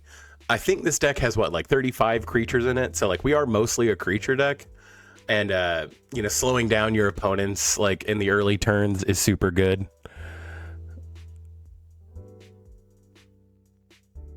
There might be, Emma, you might need to like shut it down and then like come back in. I'm not sure, but like I said, it looks like subtitles are working, and like I said, when I checked it on my phone, it was coming through, so I'm not sure what's going on. I'm sorry about that. And then obviously like the last card is Stoneforge Mystic, which is just a super strong card in general. Just again being able to tutor for an equipment and then put it out for free, or not for free, for 2, but still super strong. But yeah, so that's Brian. So admittedly, this deck is a little less equipment focused than it used to be. This deck used to have like a Sunforger package in it. And so like that was like a very big piece of the deck for a while. But I found out that it was more, distracting from the game plan than it was like supporting it. So I ended up taking that out. Let me see. Is this... the subtype tab, strange. So yeah, there are really only 5 equipments in here now, but they are 5 very good equipments. So I'm like, it might be worth taking out like Stoneforge just because it's not as relevant as it once was, but it's not unnecessary. Like it's still pretty strong. And you do really want to make Brian indestructible and then make it to where he untaps and then have the ability to give him haste. Plus, having the ability to tutor Skull Clamp is very good. So I kind of waffle back and forth on that. I do think Stoneforge, again, kind of like Ilharg, is on that, like, it's the 99th card kind of thing. So, but yeah, so that's, there are 35 creatures in here, counting Brian. So yeah. But yeah, so that's Brian. Admittedly, I've had Brian as a commander for, he was maybe like the third commander deck I ever built. Because I think I built like a white-black vampire-y deck. And then I built, Is It? Because I think I used Melik, like the original Melik. And then I think I built Brian like shortly after. Well, no, I guess because my first commander deck was technically Shieldred Reanimator. But I didn't have any of the Reanimator spells, and it was just a bunch of zombies that I found at a flea market. But that was 2011. So that was like right at the beginning of the format. So I wasn't really buying cards online either. So like I was really just playing what I pulled. But then, so like, yeah, Brian was like my fourth commander deck ever. And back then in like 2012, whenever I would have built Brian, A, Commander didn't have the support it did. B, red and white did not have the support they did. So like the deck never really came together or did what I wanted it to consistently. And then, I don't know, probably beginning of the pandemic, like, no, it was before that. It was like 2018, 2019. So like a solid 5 or 6 years later after I took that deck apart, I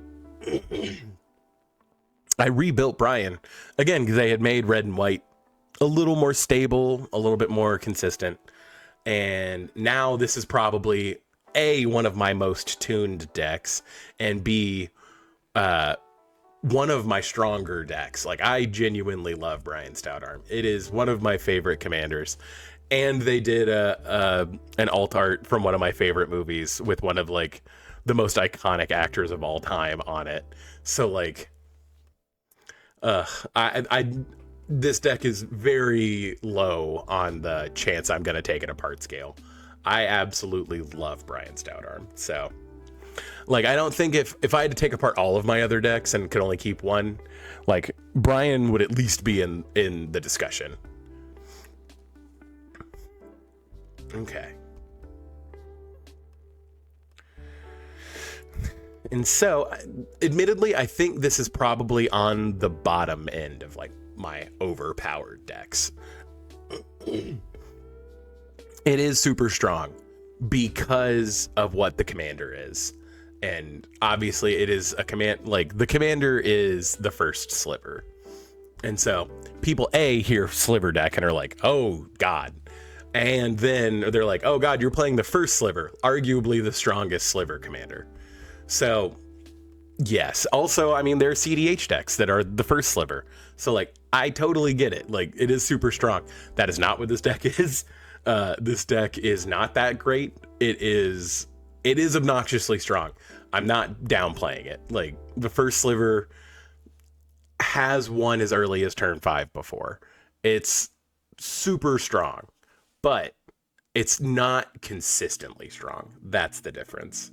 Like, yes, it can be terrifying at some points, but usually it's a super slow start for me, and then I don't do a whole lot, and then I die because I'm the sliver deck. But in the meantime, the first sliver, if you don't know, it has Cascade, and then sliver spells you cast have Cascade. So there's a lot of stuff in here that are in here because of where it is on the mana curve. Obviously, mana value is super important in a Cascade-oriented deck. So let's go through it. Obviously, like, this is slivers, so there are some like combat-centric mechanics that I care about. Bone Scythe sliver giving your slivers double strike is super good. Haste is super important in this deck. So Cloud Shredder sliver gives haste and flying. Flame Wake sliver gives haste, and then you have the ability to kind of like sack your slivers to do other stuff with them. And then Heart sliver just straight up gives haste. Three of probably the most important slivers in the deck. There are two that are more important, but like having haste is super important. Shifting sliver basically is like sliver shadow. Like it makes it to where your slivers can't be blocked except by slivers, which is funny. Sinew Sliver is just a Sliver Lord for 2. Sliver Legion is like the ultimate Sliver Lord. This card being reprinted, and when I bought it, I think I pulled one actually, and I was like, oh, okay. So I kind of have to build slivers now. But I didn't really want to build Sliver Legion as the commander, so that's why I went with the first sliver, because it sounded like more fun. And then I realized it was overpowered, and everyone hates that card, so it's not too late to change it, admittedly. But all slivers get +1/+1 for each other sliver. Super obnoxiously strong, like just super strong. And then a 2-headed sliver giving all of your slivers menace kind of makes it, again, harder to block, easier to get through, deals more damage, makes them be able to attack immediately. Flying gives like some evasion. There are no 1-cost slivers in this deck. So there's not a Gale Rider sliver. There's not, like Poisonous Sliver or anything like that. And there are very specific reasons for that. But yeah, so again, Sliver Legion is obnoxiously strong. And so I've talked a little bit about Vanquish the Horde. Vanquish the Horde is just a good card. Like I said, usually by the time you're trying to cast it, it only costs 2. Slivers are weirdly resilient, and you have ways around where you don't destroy all your slivers, and you don't necessarily want to board wipe a whole lot anyway, so there's not a ton of board wipes in this. But Volcanic Torrent is just a fun, it can be a one-sided board wipe sometimes, but it's also just, it has Cascade, and I like Cascade. Again, obviously higher on the mana curve, you're not going to accidentally Cascade into Volcanic Torrent usually. There are a couple of ways to do it, but it's pretty unlikely. Hibernation Sliver, with some of the other like janky stuff in the deck, is just like a way to have like infinite cascades sometime, which is insane. So, but mostly Hibernation Sliver is a way to like save your stuff from like single target removal or exile or, board wipes and things like that. We do have a weird amount of card draw in here. It's not a whole lot, which is weird. We have a Dormant Sliver. And again, for a deck that cares about combat, Dormant Sliver seems really counterintuitive. But we don't necessarily want to win with combat, and you'll see why shortly. But Dormant Sliver just says whenever another sliver... So all slivers have Defender, so it shuts off the mirror, which is funny. And when this permanent enters the battlefield, draw a card. So it can also... It basically just tax draw a card onto all your creatures.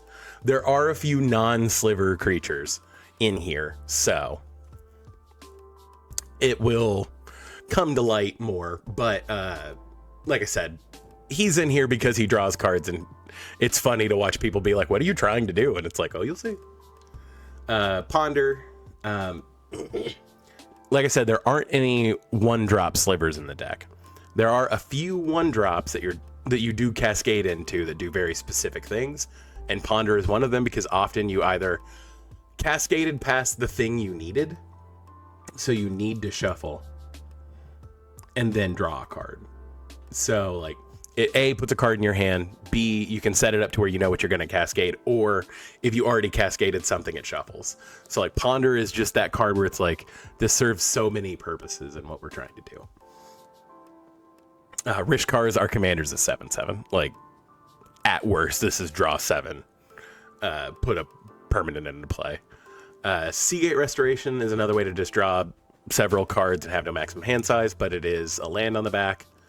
But it also notably is very difficult to cascade into. So Shamanic Revelation, again, difficult to cascade into, but this is a sliver deck, so we are going kind of wide. Our slivers, some of them will be very big, so not impossible for us to gain a bunch of life off this too.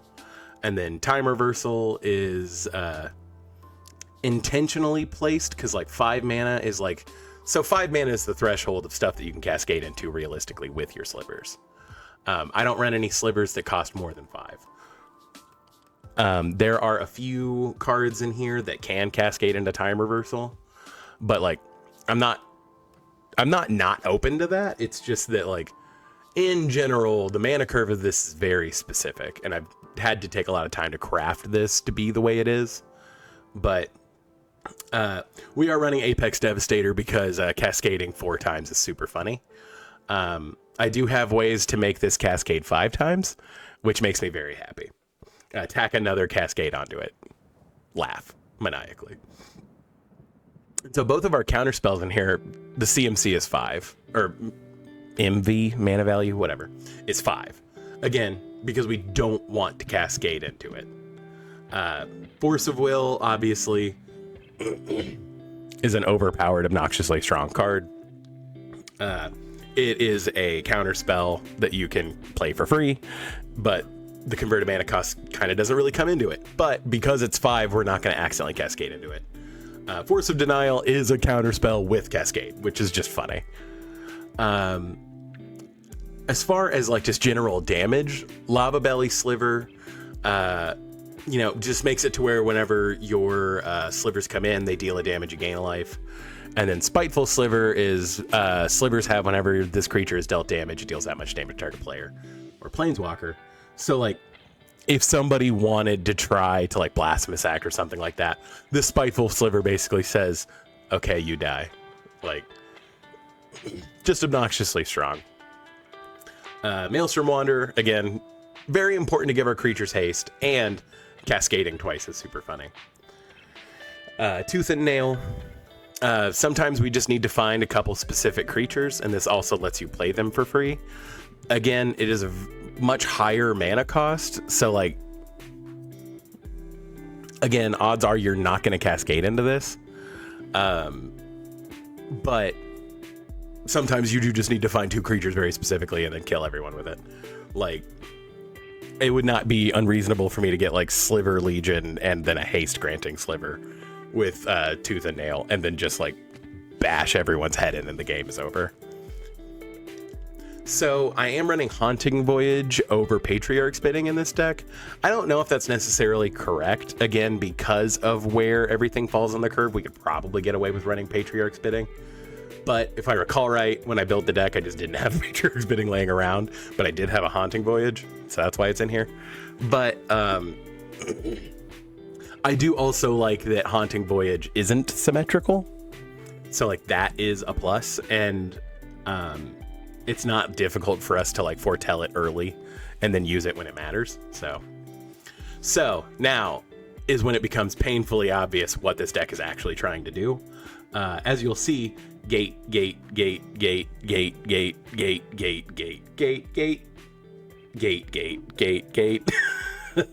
So yeah, this is actually a Gates, a Mazes and Gates deck, masquerading as a sliver deck. So it's really fun to have 2 dedicated angles to win from, right?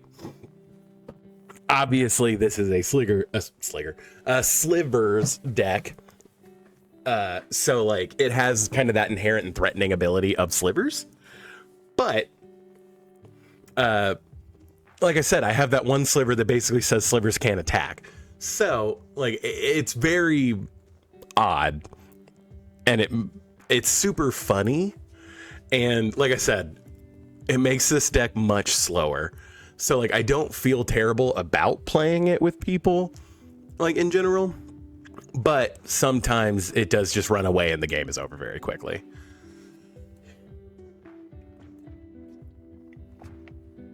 But so you'll see several things in here that like make your lands that are untapped and a couple of things like that. And that's why.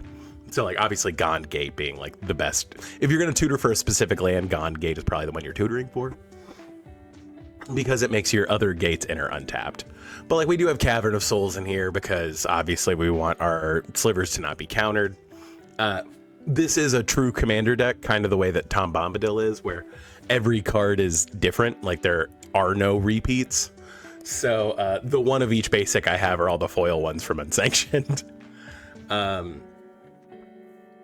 Whereas all the foil, all the land, all the basics in Tom Bombadil were all Surge foil arts of all the basic maps from Lord of the Rings. So, and then, you know, we do have a couple other just like synergistic lands. So like Secluded Courtyard just lets you, it's an untapped land that lets you cast slivers easier. Unclaimed Territory is the same thing. And then like the World Tree just gives you better mana fixing. I don't think we have any gods in here. So it is in here strictly to mana fix. And so we do have some protection stuff. Crystalline Sliver, obviously a sliver mainstay. Diffusion Sliver makes it basically ward. And slivers you control have ward too. Slivers you can't control can't be countered. Slivers you control have indestructible.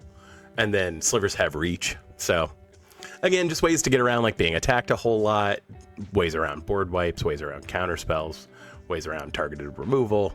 Makes sense. And so the secret backup commander of this deck is Averna.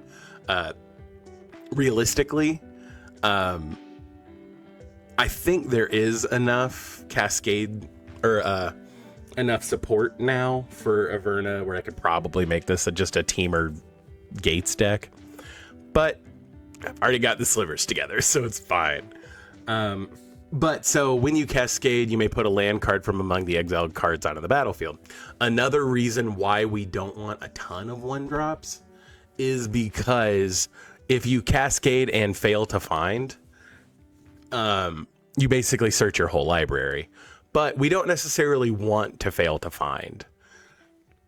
That's why there are a few key 1-drops that do very specific things in the deck. But so Basil Sliver is kind of in the same boat with the sliver that lets you pay life to bounce things. You know, it's a way to sack slivers to make mana. It's a way to keep them safe from like exile removal and things like that. Chromatic Lantern, obviously very good in here because 5 colors are difficult and gates don't always play along with appropriate mana fixing.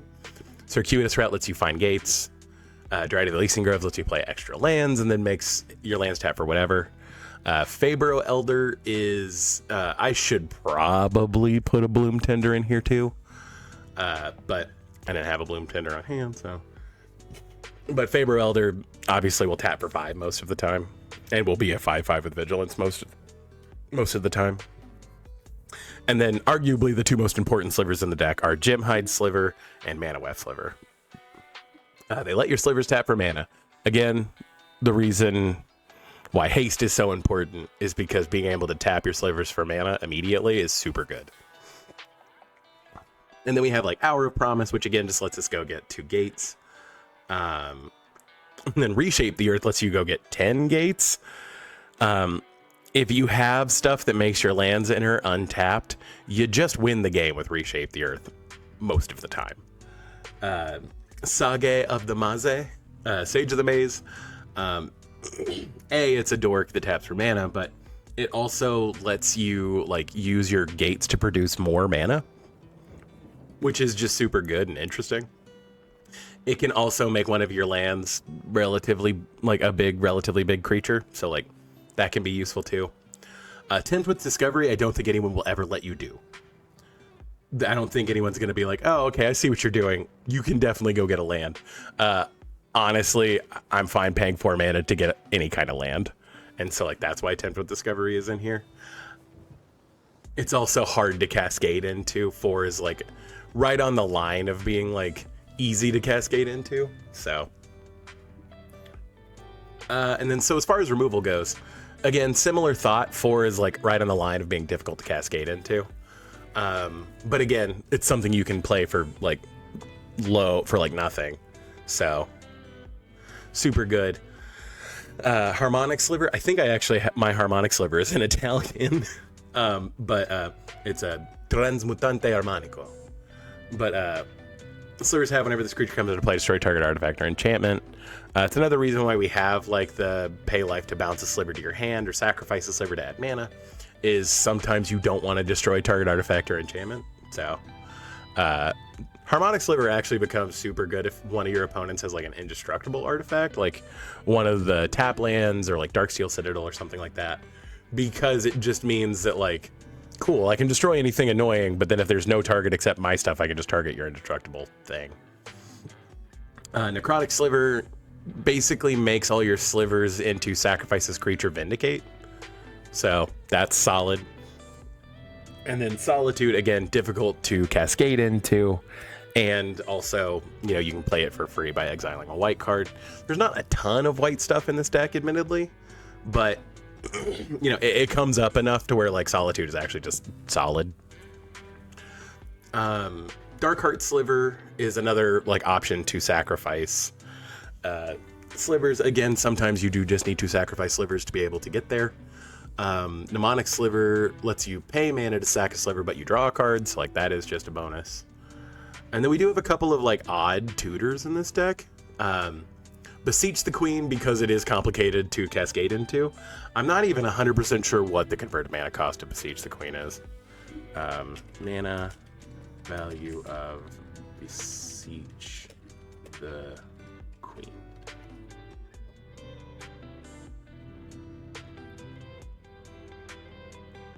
Yeah, so its CMC is 6. So, like, you're not going to be cascading into Beseech the Queen. But because we are a lands deck, we are going to have a lot of lands. So it's, like, reasonable, like, and plus most of the stuff we're going to be tutoring for is either stuff that gives stuff haste or stuff that lets it tap for mana. And those all cost either 2. Most of them cost 2. I think one of them costs 3. So we're fine with that. Homing Sliver lets you discard slivers from your hand, pay 3, and then tutor for another sliver. It's pretty good. It's not like the most necessary thing in the world. Honestly, most of the time I just sliver cycle him because usually I don't need to tutor for several slivers. I just need like one to finish kind of the Rube Goldberg machine. So he is honestly just 3 colorless mana, find any sliver in your deck.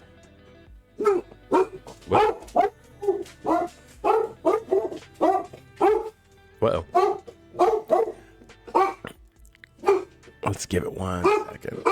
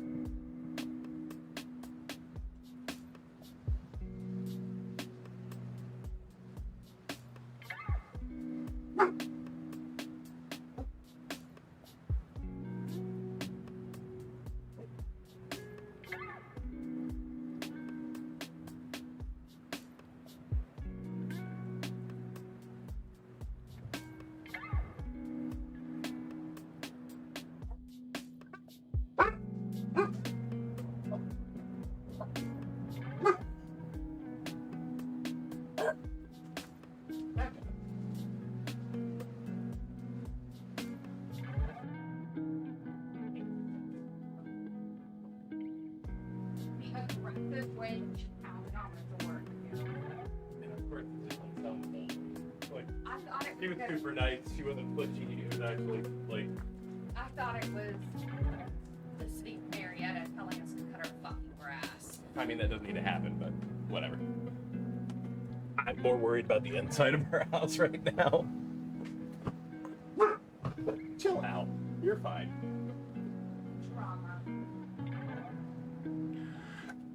Sorry about that, y'all. Political solicitor. It's that time of year.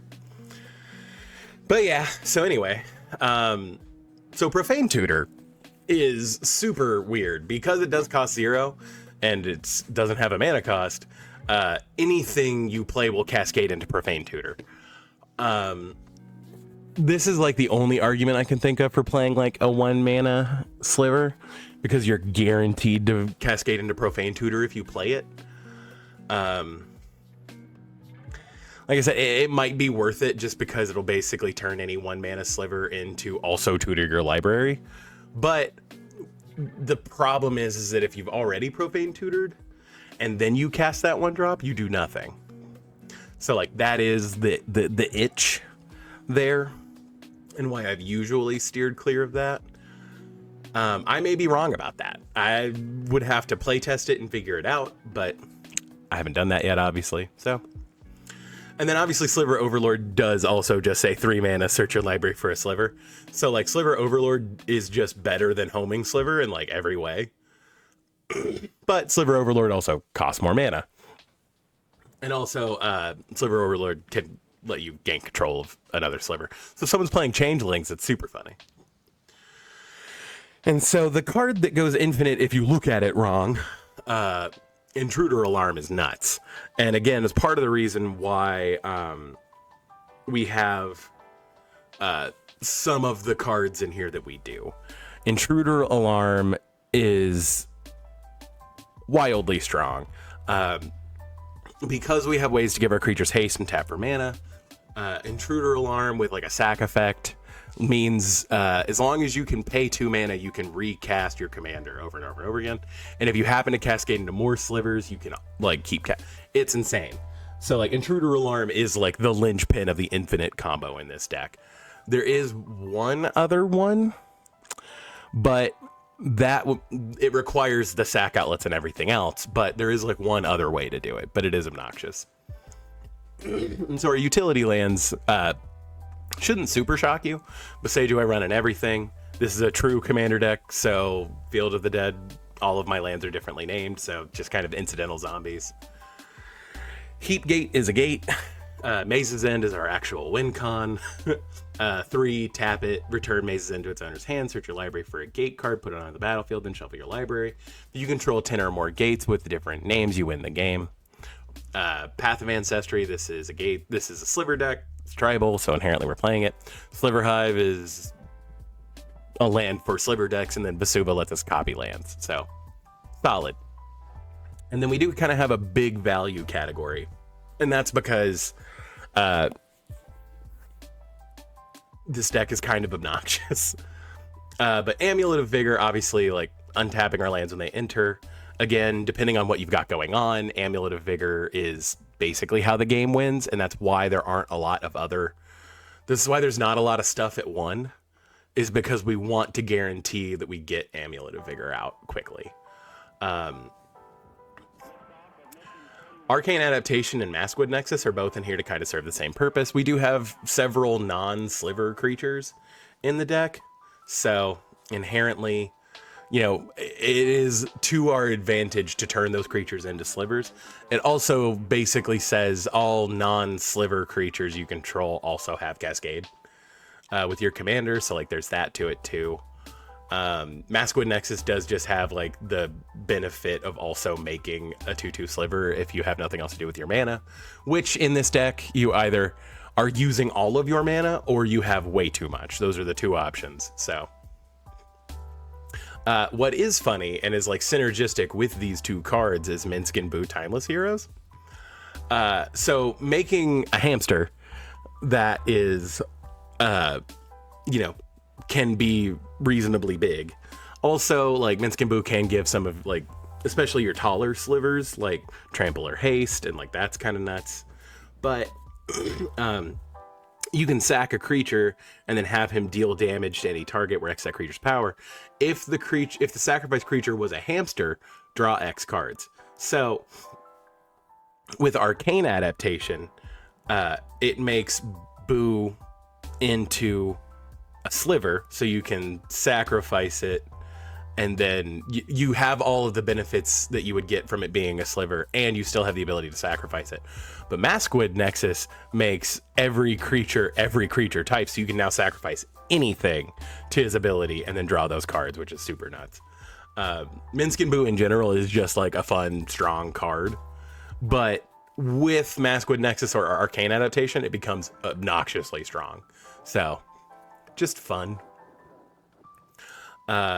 Elixir of Immortality, again, because sometimes the cards you have that you need are in your yard and you have to be able to get them out. This is like a quick fire way to do that. So like it kind of joins the pantheon of solving a specific problem at 1 mana. So Amulet of Vigor, Elixir of Immortality, and Ponder all kind of do a very specific thing that the deck needs to do.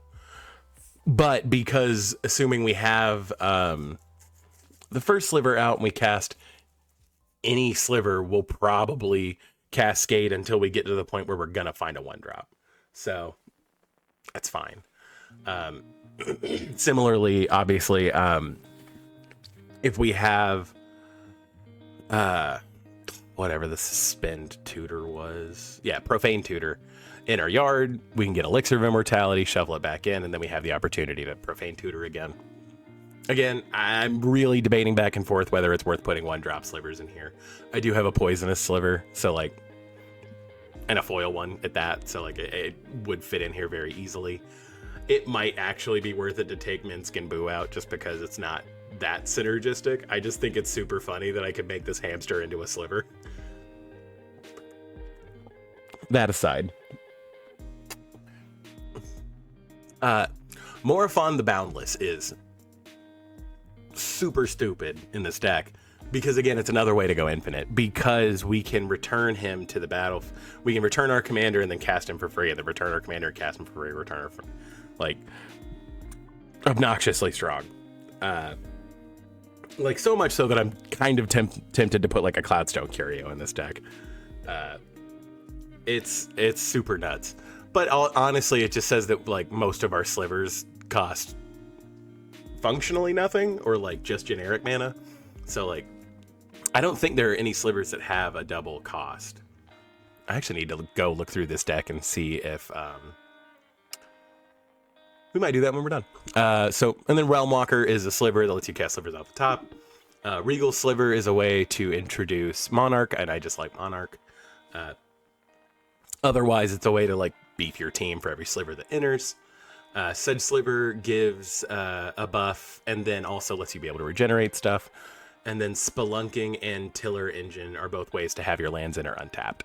Spelunking being like slightly better because it can it also draws you a card when it enters, and it lets you play an additional land. So like, if you play this on turn 3, you could reasonably play your commander on turn 4, which is nice. But yeah, let me look and see if I have any double pips and if it's worth taking them out, because then we could run Giganta as our companion. Not that we necessarily need a companion in this deck, but okay, so we need to take out Beseech the Queen, but that's fine. And Solitude and Force of Vigor. Okay, yeah, and then okay, so there is more than that, but I didn't realize how easy it would be for Giganta to be a companion in a sliver deck. Like, there's a lot of the support pieces have 2 pips, so I don't necessarily want to do that. But if I was going for just like a pure sliver deck and didn't have this goofy idea to like combine an obnoxiously strong archetype with a weird alternate win condition, I could probably get away with it. But like I said, it's an interesting speculation. It might be worth putting 1-drop slivers in here. I just like the reliability of knowing that I will hit one of my like utility 1-drops rather than hitting another sliver. It just depends. It might be worth putting 1 in here just to see what happens. I will look at that, basically, because that's kind of a catch-22. I don't know if that's going to be worth it or not. Okay, and so this will be the last deck we go through today. And it is probably the most defining Magic deck of my like Magic career. Edgar Markov and I don't think anybody's going to be like super shocked at this deck tech, but I do have a couple of things in here that make this deck super weird. And I think that's fun enough to warrant that this isn't like every other vampire deck. It is like every other Edgar Markov deck, because it's play vampires, make vampire tokens, swing at people, which I think everybody kind of gets. But as mentioned in like the primer here, my first Magic deck ever was like a vampire tribal deck. It was right at the end of World Wake, right before Rise of the Eldrazi came out. And there was like a huge mono black vampire sub theme in that set. And I loved it. It was so cool. Like Vampire Nighthawk was my first, like, this is my favorite creature. Like this is what I want in a Magic card, was Vampire Nighthawk. So like, obviously I've loved vampires since then. Like when Innistrad came out, I remember like the first card I ever bought 4 of that was like weirdly expensive was Volrath Noble. Let's see, Stromkirk Noble, I think was what it was. Stromkirk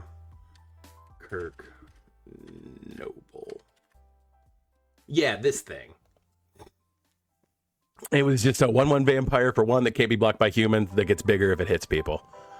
That it was like $10 when it was in standard, and I remember being like a poor college student and being annoyed, but I eventually paid the $40 because I was playing standard back then, and I wanted to build a vampire deck, and that was the best vampire in standard.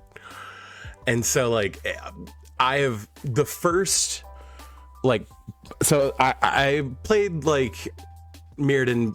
No, I didn't play Mirrodin Besieged. I played New Phyrexia pre-release, did okay. I actually won the playmat that I'm using as like my desk mat for my like stream computer and everything. So it is funny that I'm talking about that, and I'm literally using this playmat. But I did okay at that pre-release, well enough to get a playmat. I think I was like top 4. But you know, that was just a like, I've been decent at Magic. Like I got relatively lucky with the pulls. This was also back whenever it was like debatable if you could use your pre-release card in your pre-release deck. And I actually pulled the pre-release promo for New Phyrexia. This is a total tangent, but the pre-release promo for New Phyrexia was a Shieldred, the Whispering one. And I pulled a Shieldred, the Whispering one in my sealed pool. And like, I wasn't good at Magic back then, but if you get a repeat of a pretty bomb mythic anyway, and like have a reasonable way to like, and then I just ran like the rocks and like the stuff that would let me play it quickly. So like I knew enough about Magic to be like, if I can get to this bomb, I'm gonna do okay. And like, I remember I lost in the first rounds of like the semifinals or whatever for the pre-release because I like misplayed and didn't do it right and just janked up. I genuinely wish I could go back and sit down with that sealed pool and play it again and like realize the mistakes I made and be better at Magic. I need to update this actually, because these are now in but the next pre-release I played in was Innistrad, obviously, because that was like the next major set to come out. And I opened a foil mythic Olivia Voldaren in my sealed pool, and it came down to the top 2, but it was already like 7 o'clock and I was in the top 2, and the winning, whoever won was going to get a box, and whoever came in second place was going to get like, I think it was $50 in store credit. And I looked at the guy and I was like, man, it's late. And he was like, yeah, I'm pretty tired actually, and I don't know if I can beat your like pretty synergized standard deck. And I was like, I'm willing to just split the box and I'm willing to split the first and second prize with you. And he was like, okay. So I opened half a box of Innistrad and got $25 in store credit. And I remember being like, this is super awesome. And it was all, and like, so all that did was reconfirm that I absolutely love vampires. And literally ever since then, I've had some kind of vampire deck together. I remember whenever like mono black vampires was a thing in standard, whenever Sorin, the 3-mana Sorin Planeswalker came back, I was jamming that on Arena. I think I got to, I don't think I got to Gold. I wasn't jamming it that much. Or Mythic. I wasn't jamming it that much. But I definitely played a lot more Arena during that time. And I remember that I tried to slide into like blue-black rogues, and I enjoyed that a bit. But like mono black vampires was what made me play Arena, and I stopped playing Arena pretty quickly after. It was just nuts. But the 4 like tribal commander deck set that they made in 2017, or was this actually Commander 2018? I don't remember, but I remember this was the first set I bought all 4 of, because I was like, all of these are cool and interesting, and I want to play like more fun decks.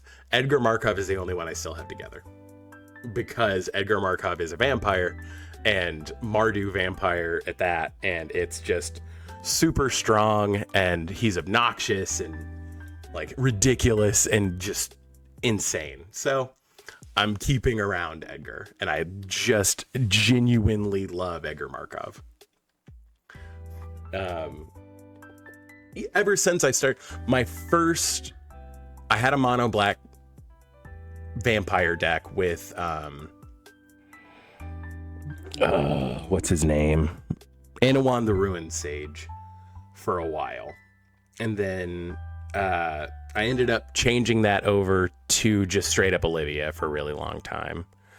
And then like whenever Ixalan and everything actually introduced like decent white vampires too, like that was when I was like, okay, we need to slide this to Mardu. And I couldn't really find, it just stayed black-red until Edgar Markov came out. And then I was like, okay, now I can jam all those goofy vampires in here. Let's see, let's update this really quick.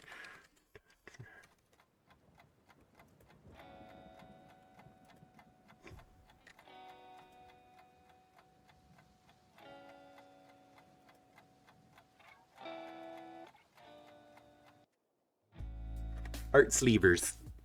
It's actually these sleeves, because they're like sufficiently spooky. Like they just look really cool. I don't know, I really like the brushed arts. I prefer the old matte art, but the brushed arts do look nice. And I like that like the inner color can be different, and that like the like outer color kind of matches the frame instead of just being white. So like it's got ups and downs. I do prefer the shuffle feel of the original art sleeves, but of the original art matte sleeves. The original art sleeves that were like the glossy, I've never liked the shuffle feel of those. Admittedly, I mean, I've been such a Dragon Shield hardo that I had like the original like Dragon Shields. The Dragon Shields that were just all glossy, like before matte was even really a thing. So clearly they didn't bother me that much, but so Edgar Markov, if somehow you don't know what he does, this cycle of commanders all had what's called Imminence. It's a keyword ability that says whenever you cast another vampire spell, if Edgar Markov is in the command zone or on the battlefield, create a 1/1 black vampire creature token. That's insane. Like having a creature token generator that doesn't, it just automatically, you don't even have to cast it, you don't have to do anything to get that bonus. Like there's a reason Imminence is a thing they've only played with once outside of this set, is because Imminence is insanely broken. Like I think the most balanced Imminence was maybe, I mean, no, because Araba was like, it can just make, it makes the early game so dangerous. Inala, just because you had to pay mana, but then you got 2 ETBs of a wizard, like kind of niche. I mean, just a blanket cost reduction on dragons for free is nuts. And then obviously I think Edgar's is the strongest, just because this deck cares about kind of having a wide board anyway. And so not only does he pay off that, but he also enables it, which is nuts.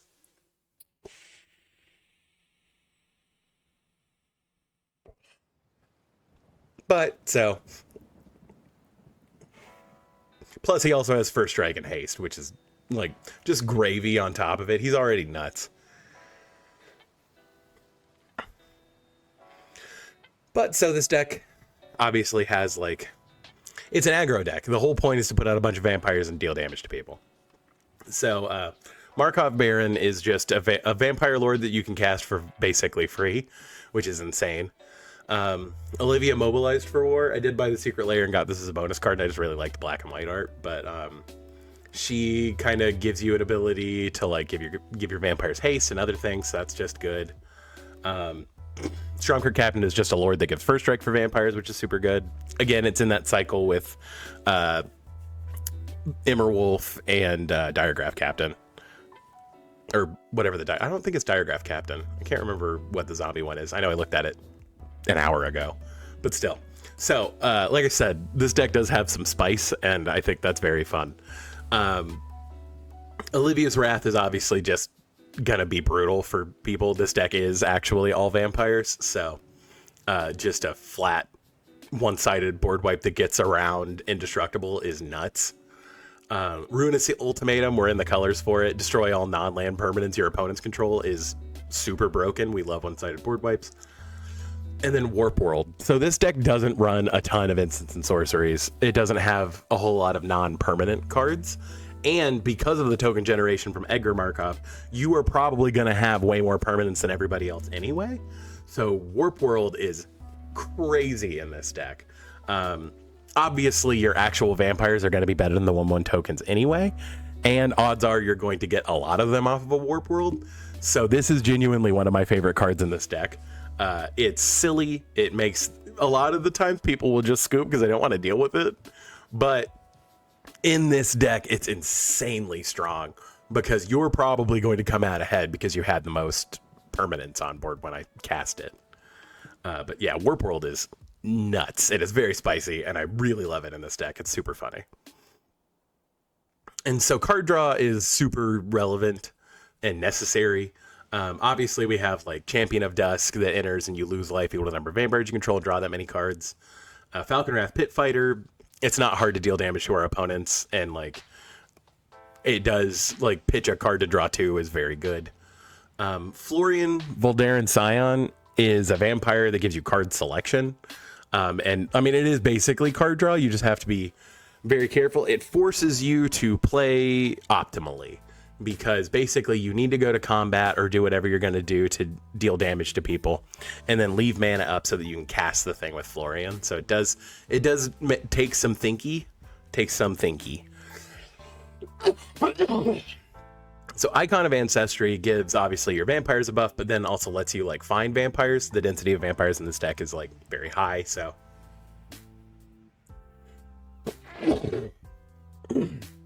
I think there are 30 vampires in the deck, so odds are you will find one in the top 3.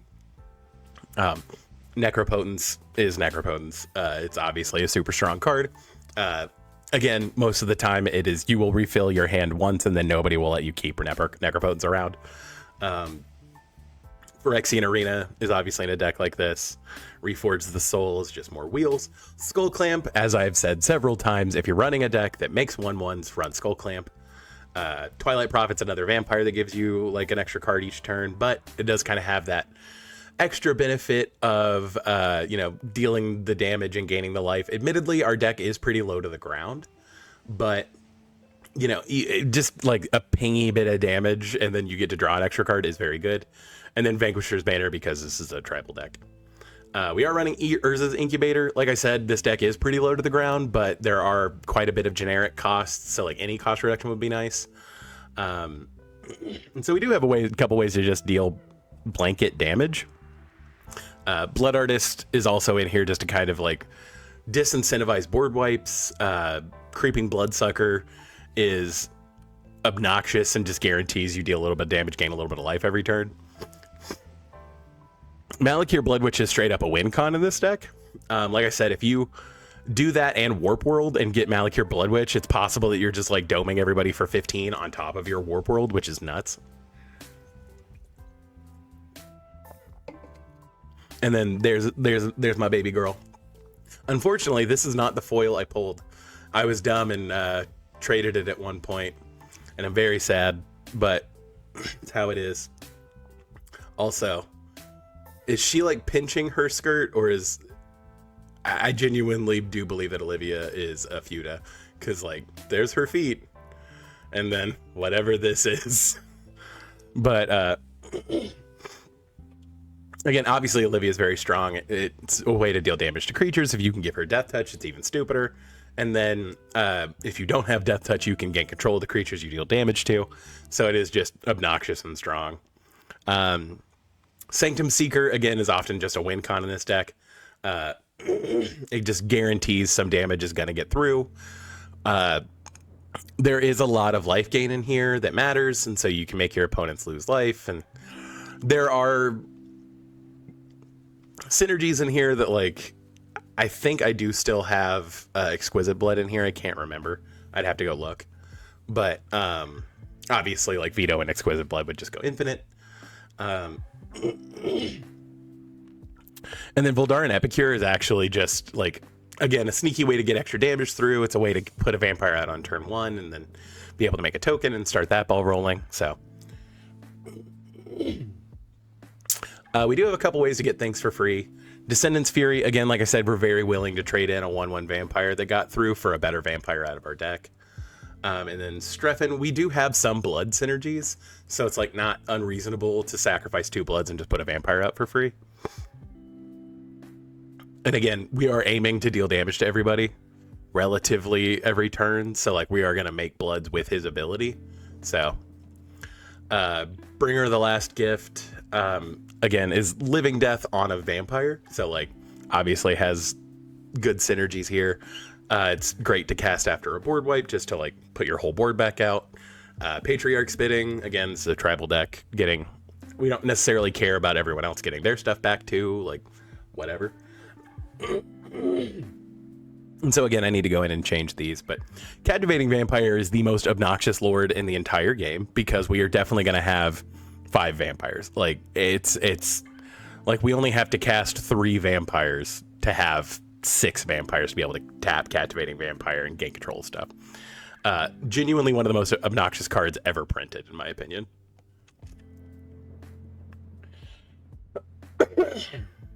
And then Cordial Vampire, kind of by the same logic, whenever another creature dies, you know, you put a +1/+1 counter on each vampire. So, and it is, or another creature dies, so period. So any of your opponent's creatures, any of them. So like, obviously very strong in this deck. And then so our land base is, you know, kind of a little bit, again, what you'd expect, but there are some sneaky things in here. Like the Blood Crypt I have is specifically one that talks about Markov Manor from the Secret Lair, because it's like a Blood Crypt set on Innistrad, which is just super cool. I do have Cabal Coffers and Urborg in here. Because, again, this deck does tend to lean black, and there aren't a lot of tutors in here, but there are ways to get lands out, so obviously those 2 cards together are super strong. Castle Dracula, the day that I got the Crimson Vow pack that I got Tovolar out of, I think I intentionally bought a couple of different kinds of packs from this particular block release so that I could get the Castle Dracula. But like I said, it's a way, we're going to have 5 vampires, so like tap it, make a blood token's pretty good. Cavern of Souls, again, obviously we don't want our vampires countered. This is actually the command tower from like the Commander Collection Black, so like flavor. Trying to think. Admittedly, the only reason Nomad Outpost is even still in here is because this is a Secret Lair one, and I just think it's pretty. Nykthos Shrine to Nyx for the same reason we have Cabal Coffers in here. We do have Secluded Courtyard for the same thing, so let's cast vampires. Like, it's obnoxious. And again, all of the lands I did intentionally get from Crimson Vow. And I think, yeah, the ones I have are all the same art. They're just different foilings, because I didn't necessarily have all of them in foil. But again, I like having the consistent theme of the basics that kind of goes with the rest of the deck. And so as far as protection goes, I did have Deflecting Swat in here, but then I realized I rarely actually cast Edgar until I'm going to win. Really, the only time I cast Edgar is if I need to pump my board to be able to kill somebody. So Bolt Bend actually ends up being arguably better than Deflecting Swat, because usually we are going to have a vampire that's over power 4. So change the target of target spell or ability with a single target for a single red is usually better than paying 3 to do it. And then obviously Teferi's Protection. This is the deck that Teferi's Protection was printed for. So like it just kind of stayed in here, but Teferi's Protection is obviously super strong. This deck probably does need a Dawn's Truce too. I haven't bought another one. It is one of those cards that I'm just buying multiples of as we move along, and I do still think it's brutally underpriced. Let me see how much Dawn's Truce is now. Let's go back to TCG Player.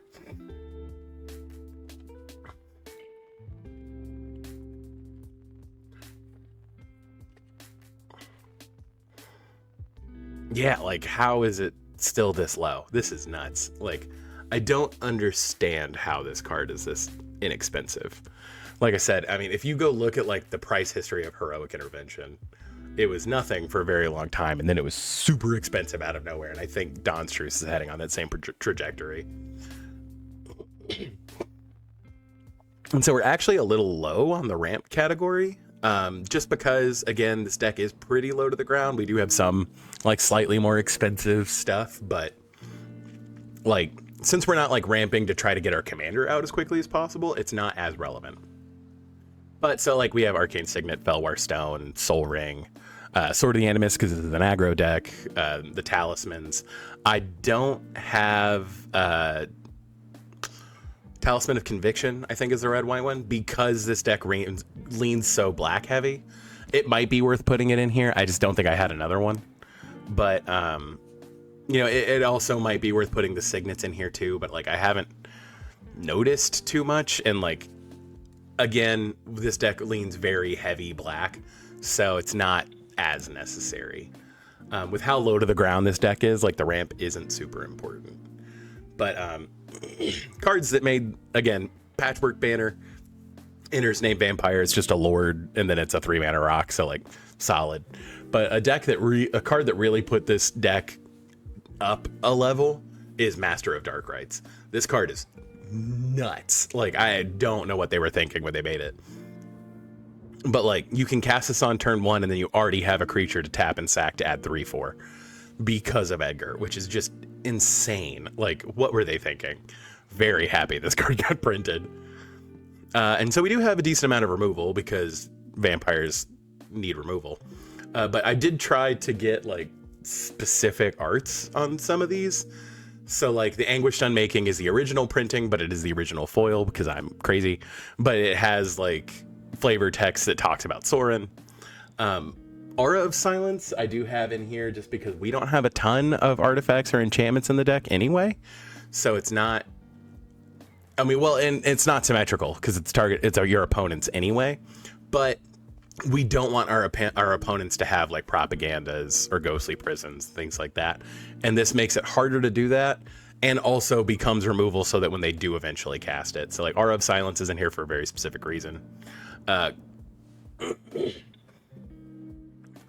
I have Guthrie Wright's History in here over Chaos Warp, and that's super specific.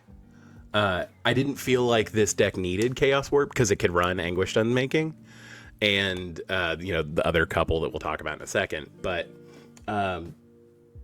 Guthrie Wright's History is just arguably better. I mean, again, it doesn't remove enchantments, which can be a problem, but that's why we have, like, Aura of Silence too. So, but super weird. And I just like this card. Patron of the Vein, destroy target creature, and then whenever a creature an opponent controls dies, exile it and put a +1/+1 counter on each vampire you control. So Patron of the Vein does a lot of stuff. I think if they put a vampire in that's like, when it enters, destroy target creature, lose life equal to its converted mana cost or something like that, I would probably put that in over Patron of the Vein just because of how expensive Patron of the Vein is. But that's a bridge we'll cross when they print that card. The Vindicate I have has flavor text contributed to Sorin Markov, so had a hard time not putting that in here. And then Vona is just pay 7 life, destroy target online permanent. Obviously, a good vampire for the vampire deck. And so we do have a couple of sack outlets just in general. They are both vampires, obviously. Viscera Seer and Yahenni. But again, just it's worth it to have some sack outlets. Again, especially if you are setting up for like the Living Death Vampire, or, you know, like even Patriarch's bidding. Like, it's worth sacrificing all your vampires to get their ETBs again, and then get the incidental value of like scrying or stuff like that. So I mean, it's just solid to do those things. And then so we do have a lot of stuff that just focuses on tokens themselves. Anointed Procession obviously is going to be nuts in any token deck, but especially one where you have a means of token generation without putting any other effort into it. Baron Bertram Greywater just makes you an extra vampire token for every vampire you cast, which is nuts. And then you can sacrifice some of your like vampire fodder to draw cards, which is good. Bloodline Keeper is nuts. It taps to make a 2/2, and then you can transform it if you have 5 or more vampires, which you will, into a slightly better lord that still taps for 2. Like, insane. Alinda is, again, just like one of my favorite cards I've ever printed. But stuff's gonna die, obviously, again, because vampires. And when she dies, you make that many 1/1 vampires with lifelink, which is super strong. Legion's Landing is just another way to get vampires out super early, and then when it flips, if you end up with mana you're not using, you can make more vampires. March of the Canonized, I've talked about a little bit. Again, dump a bunch of mana, make a bunch of dudes, and then if your devotion is higher, which it probably will be, you make a 4/3 every turn that is also a vampire and does a bunch of stuff. Maverick Fane, again, we are going to be trying to attack, so just attack with one non-token vampire and you make more vampires, like, super good. And then Sorin, Lord of Innistrad, again, his +1 is just make a lifelink vampire, and then his -2 is make your dudes bigger. I don't think I've ever ulted him. I think I've ticked him up once and then -2'd him twice to give my creatures just a blanket +2/+0. And so there are only 3 tutors in the whole deck, because I didn't want this deck to be like that obnoxious. It doesn't need the tutors. Expedition map, because like I said, we are running Urborg and Cabal Coffers. Forerunner of the Legion lets you get a vampire, put it on top of your library. And then his secondary ability says some other stuff that we don't wildly care about. Like, it makes one of your other vampires a little bit bigger if another vampire comes in. And then Vampiric Tutor, I mostly have in here for flavor. I just have the full art like foil of it, and it is super pretty. My main playmat that I use is based on that Vampiric Tutor art, which is super cool. But it's in here because it's Vampiric Tutor, and this is a vampire deck. That's the only reason I'm running Vampiric Tutor. Literally, that's it. And then our utility lands are mostly just, you know, solving problems. Bloodstained Mire. This is one of the few decks I didn't switch out for Boggart, whatever. The creature that when it enters exiles a graveyard, and then you can flip it into a land, because it's not a vampire, and that did not synergize in the way I wanted it to. So this deck is still running Bojuka Bog. Fabled Passage, obviously, and Shattered Landscape, obviously, just let you go get a basic. Mutavault can become a vampire, and like sometimes that's relevant based on like the number of vampires you control and other reasons. And then so our value pieces, Clavileño is shockingly good in general. And then in this deck, you can make your 1/1 tokens that when they die, you draw a card, and then you make a better token. Like, that's nuts.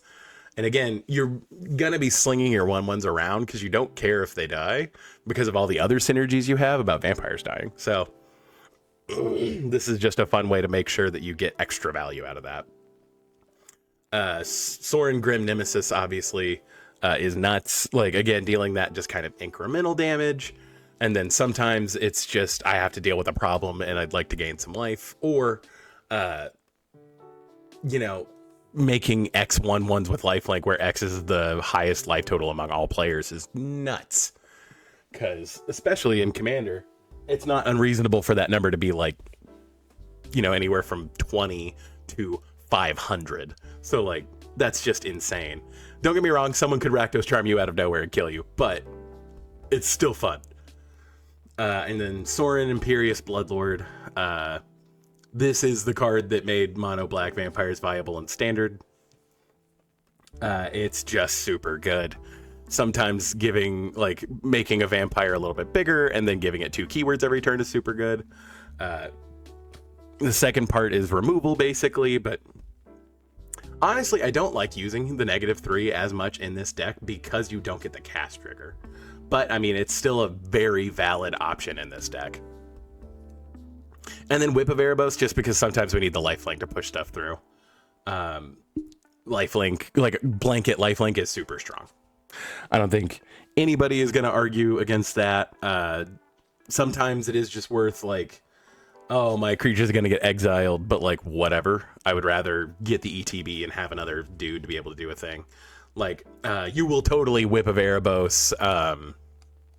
Let's see, what was it? Yeah, you'll totally whip Malakir Bloodwitch sometimes. Like, I have played Malakir Bloodwitch, sacrificed her to, like, Viscera Seer, and then whipped her back out to end the game. And, like, you'll find loops like that pretty regularly. It's...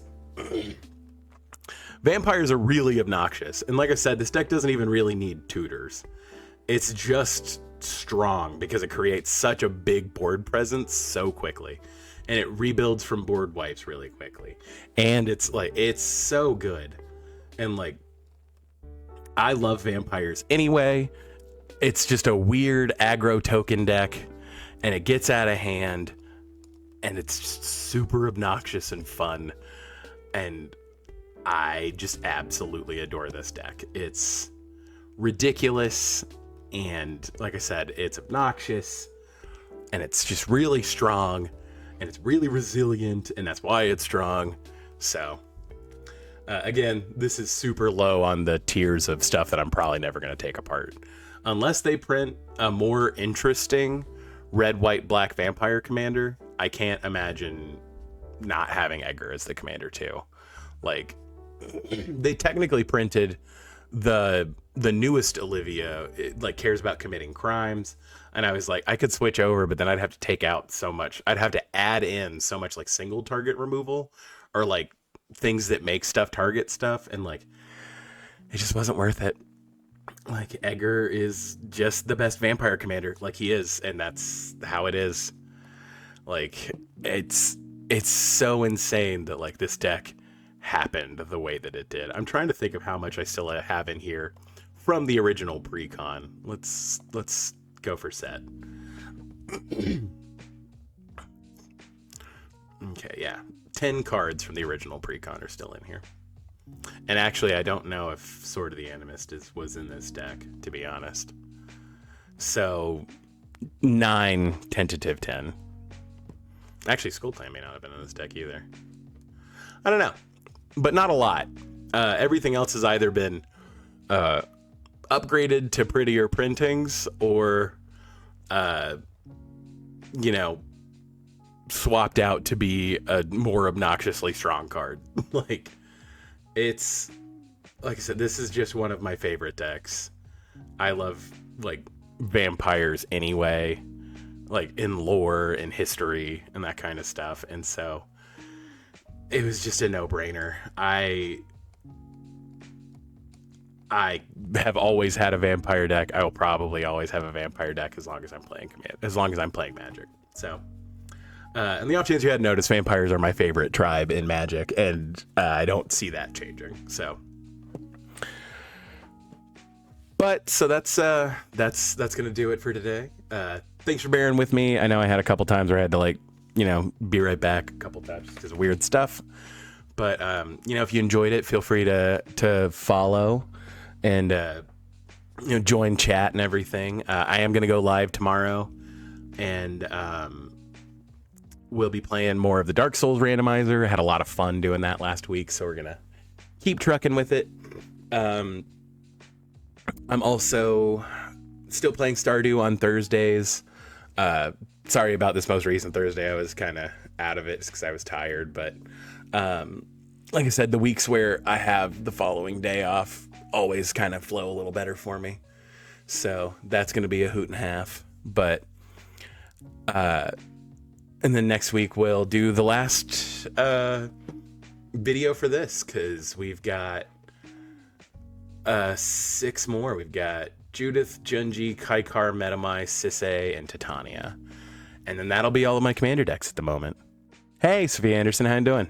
I'm about to say we're wrapping up, but I appreciate you dropping in. Like I said, we've got 6 more decks to cover as we plan for next week. But you know, if yeah, good to hear that. I was about to say, I know it's getting late on a Sunday afternoon, kind of getting ready mentally for the work week. But, you know, like I said, tomorrow I think we're going to do, you know, we're going to get back in with Dark Souls. I guess our next, like, real objective there is to kill the gargoyles and then go deal with Quelag. But I've got to see what keys I have, what they go to. Because I mean, I don't necessarily want, I think I have it set up where you don't have to do the skip to get into Lower Undeadburg, which would be preferable. I guess I don't have the key to the depths. I don't think, yeah, we're going to have to figure that out because I have no idea. But that'll be a thing for tomorrow. We'll figure it out. Like I said, hope you come and join me and hang out in the chat and, you know, we have a good time. If you're watching this on YouTube, I appreciate the watch. If you give me a like and a subscribe, I'd appreciate it. Looking to get more engagement over there. We are, you know, having a good time, keeping it rolling. We're enjoying everything. So thanks for being here. Thanks for watching. You know, thanks a million for everything, everybody. And have a good rest of y'all's Sunday. Hope you get hope you get to relax a little bit and you know, stay chill out there. What does stay chill mean? I don't even. Have a good one, everybody. Enjoy the rest of your weekend. Bye.